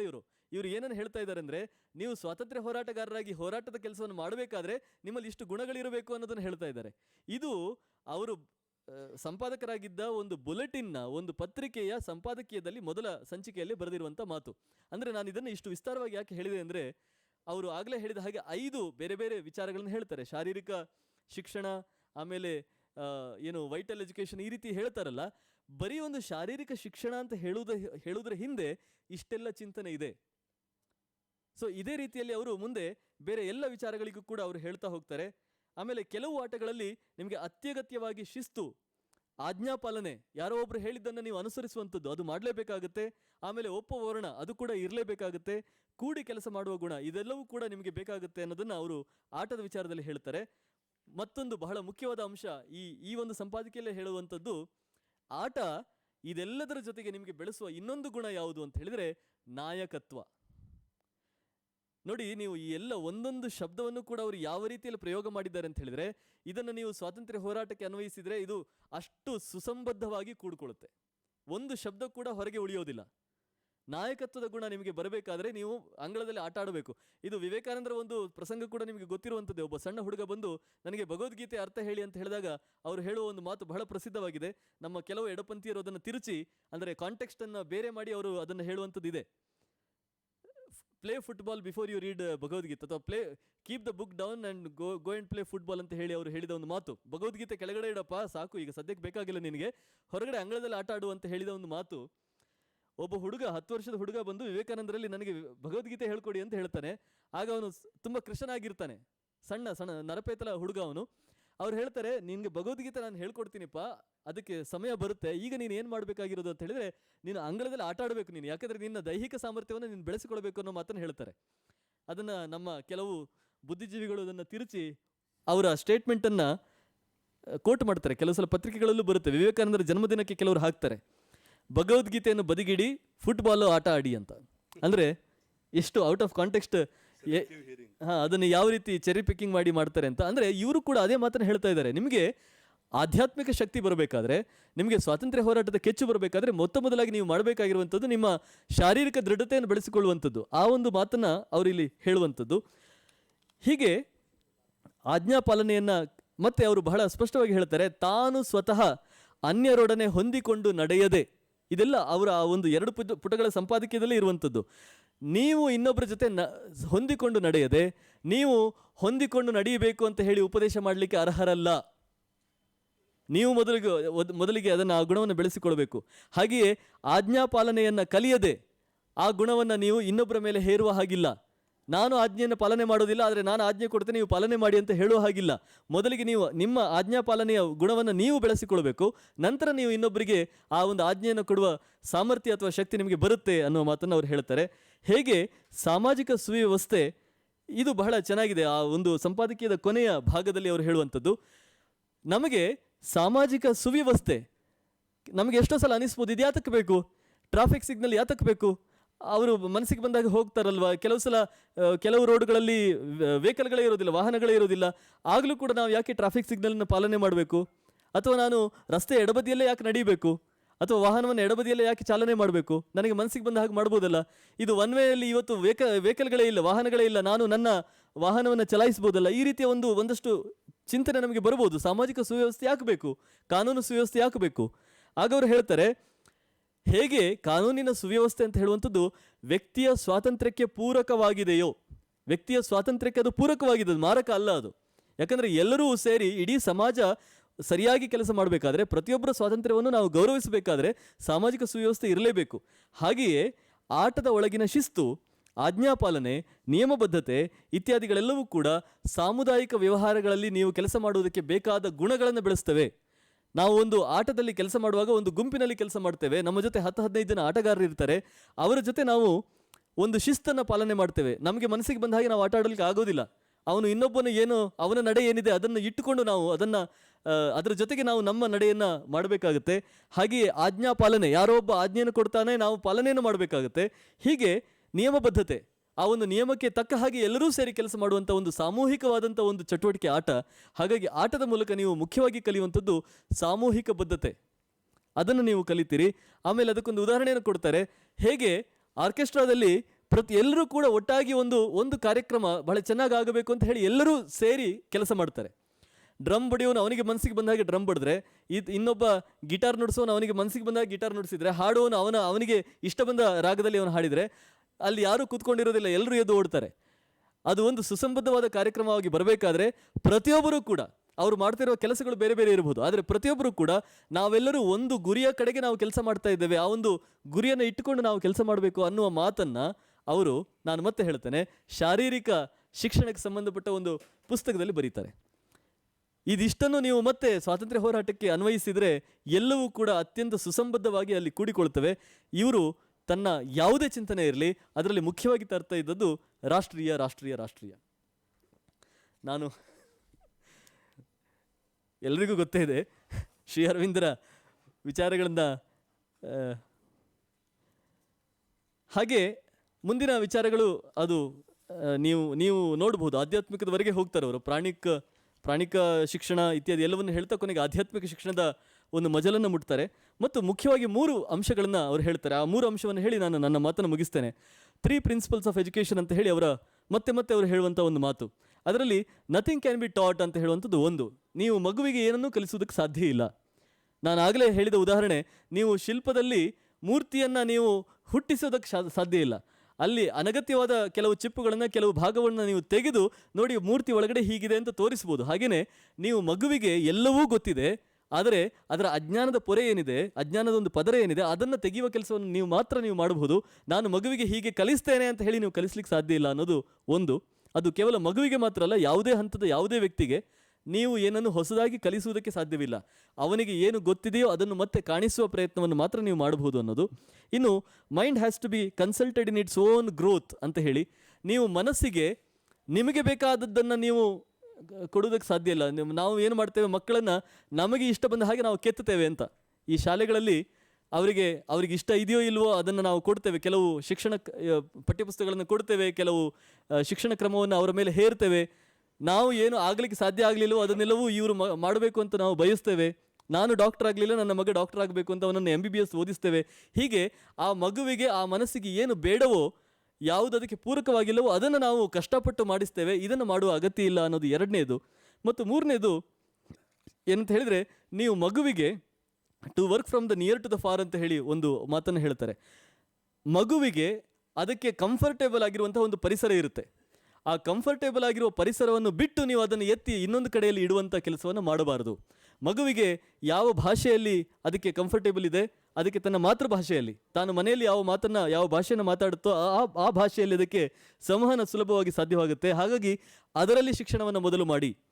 ಅದು ಯಾವುದೋ ಒಂದು ಕಾಡಿನ ಪರಿಸರದಲ್ಲಿ ಬೆಳೀತಾ ಇರ್ಬೋದು, ಒಂದು ಹಳ್ಳಿಯ ಪರಿಸರದಲ್ಲಿ ಬೆಳೀತಾ ಇರ್ಬೋದು. ಹಾಗಾಗಿ ಹಳ್ಳಿಯ ಪರಿಸರಕ್ಕೆ ಸಂಬಂಧಪಟ್ಟ ಒಂದು ವಿಚಾರಗಳನ್ನೇ ಆ ಮಗುವಿಗೆ ಹೇಳಿ. ಆ ಮಗು ಒಂದು ವಿಭಕ್ತ ಕುಟುಂಬದಲ್ಲಿ ಬೆಳೀತಾ ಇರ್ಬೋದು, ವಿಭಕ್ತ ಕುಟುಂಬದ ಪರಿಸರಕ್ಕೆ ಸಂಬಂಧಪಟ್ಟ ವಿಚಾರಗಳನ್ನೇ ಹೇಳಿ. ಅಂದರೆ ಆ ಮಗುವಿಗೆ ಎಲ್ಲೂ ಕೂಡ ನಾನು ಯಾವುದೋ ವಿಚಾರವನ್ನು ಕಲಿತಾ ಇದ್ದೇನೆ, ನನಗೆ ಸಂಬಂಧಪಟ್ಟದ ವಿಚಾರವನ್ನು ನಾನು ಕಲಿತಾ ಇದ್ದೇನೆ ಅಂತ ಯಾವತ್ತೂ ಅನಿಸಬಾರದು ಅನ್ನೋ ವಿಚಾರ. ನಾವಿವತ್ತು ಶ್ರೀ ಅರವಿಂದರು ಹೇಳಿದ ಎಲ್ಲ ಮಾತುಗಳಿಗೆ ವಿರುದ್ಧವಾದ ಕೆಲಸಗಳನ್ನೇ ಮಾಡ್ತಾ ಇದ್ದೇವೆ. ನಮ್ಮ ಮಕ್ಕಳಿಗೆ ನಮ್ಮ ದೇಶದ ಸಂಸ್ಕೃತಿಯನ್ನು, ನಮ್ಮ ದೇಶದ ಇತಿಹಾಸವನ್ನು ಹೇಳ್ಕೊಡೋದಕ್ಕೆ ಮೊದಲು ನಾವೇನು ಹೇಳ್ತೇವೆ, ಯುರೋಪಿಯನ್ ಸಂಸ್ಕೃತಿ, ಯುರೋಪಿಯನ್ ನಾಗರಿಕತೆಯ ಬಗ್ಗೆ ಹೇಳ್ತೇವೆ, ಫ್ರೆಂಚ್ ಕ್ರಾಂತಿಯ ಬಗ್ಗೆ ಹೇಳ್ತೇವೆ, ರಷ್ಯನ್ ಕ್ರಾಂತಿಯ ಬಗ್ಗೆ ಹೇಳ್ತೇವೆ. ಎಲ್ಲ ಹೇಳಿದ ಮೇಲೆ ಕೊನೆಗೆ ಏನಾದರೂ ಪೇಜ್ ಉಳಿದ್ರೆ ಕೊನೆಯ ಚಾಪ್ಟರ್ನಲ್ಲಿ ಹಿಂದೂ ಇತಿಹಾಸ ಅಥವಾ ಭಾರತೀಯ ಇತಿಹಾಸವನ್ನು ಹೇಳ್ತಾ ಇದ್ದೇವೆ. ಏನು ಶ್ರೀ ಅರವಿಂದರು ಹೇಳಿದರೂ ಅದಕ್ಕೆ ಸಂಪೂರ್ಣವಾದ ವಿರುದ್ಧ ರೀತಿಯಲ್ಲಿ ನಾವು ಕೆಲಸವನ್ನು ಮಾಡ್ತಾ ಇದ್ದೇವೆ. ಹೀಗೆ ಇನ್ನೂ ಬಹಳಷ್ಟು ಅಂಶಗಳಿದೆ. ಬಹುಶಃ ಮುಂದಿನ ದಿನಗಳಲ್ಲಿ ಯಾವುದಾದ್ರು ಬರಹದ ಮೂಲಕ ಇದನ್ನು ಹೇಳಲಿಕ್ಕೆ ಸಾಧ್ಯವಾದರೆ ನಾನು ಖಂಡಿತವಾಗಿಯೂ ಆ ಕೆಲಸವನ್ನು ಮಾಡ್ತೇನೆ. ಆದರೆ ಶ್ರೀ ಅರವಿಂದರ ವ್ಯಕ್ತಿತ್ವ ಅದು ಒಂದು ದೊಡ್ಡ ಕೈಲಾಸ ಪರ್ವತ. ಅದರಲ್ಲಿ ನಾನು ಕಂಡದ್ದು ಮತ್ತು ನಿಮಗೆ ಕಾಣಿಸಿದ್ದು ಕೇವಲ ಒಂದು ಸೆಳಕು ಮಾತ್ರ, ಒಂದು ರೇಖೆ ಮಾತ್ರ. ಅದನ್ನು ಹತ್ತುವುದಕ್ಕೂ ನನಗೆ ಯೋಗ್ಯತೆ ಇಲ್ಲ ಮತ್ತು ಅದರ ಎತ್ತರವನ್ನು ಅಳೆಯುವುದಕ್ಕೂ ನನಗೆ ಯೋಗ್ಯತೆ ಇಲ್ಲ. ಈ ಪರ್ವತ ಇಲ್ಲಿದೆ ಅನ್ನೋದನ್ನು ತೋರಿಸುವ ಕೆಲಸವನ್ನು ಮಾತ್ರ ಇಲ್ಲಿ ನಾನು ಮಾಡಿದ್ದೇನೆ. ಸಮಯದ ಮಿತಿ ಸ್ವಲ್ಪ ದಾಟಿದ್ದಕ್ಕೆ ಕ್ಷಮಿಸಿ. ನನ್ನ ಮಾತುಗಳನ್ನು ಸಂಯಮದಿಂದ, ಸಹನೆಯಿಂದ ಕೇಳಿದ ನಿಮಗೆಲ್ಲರಿಗೂ ಆಭಾರಿಯಾಗಿದ್ದೇನೆ. ನಮಸ್ಕಾರ.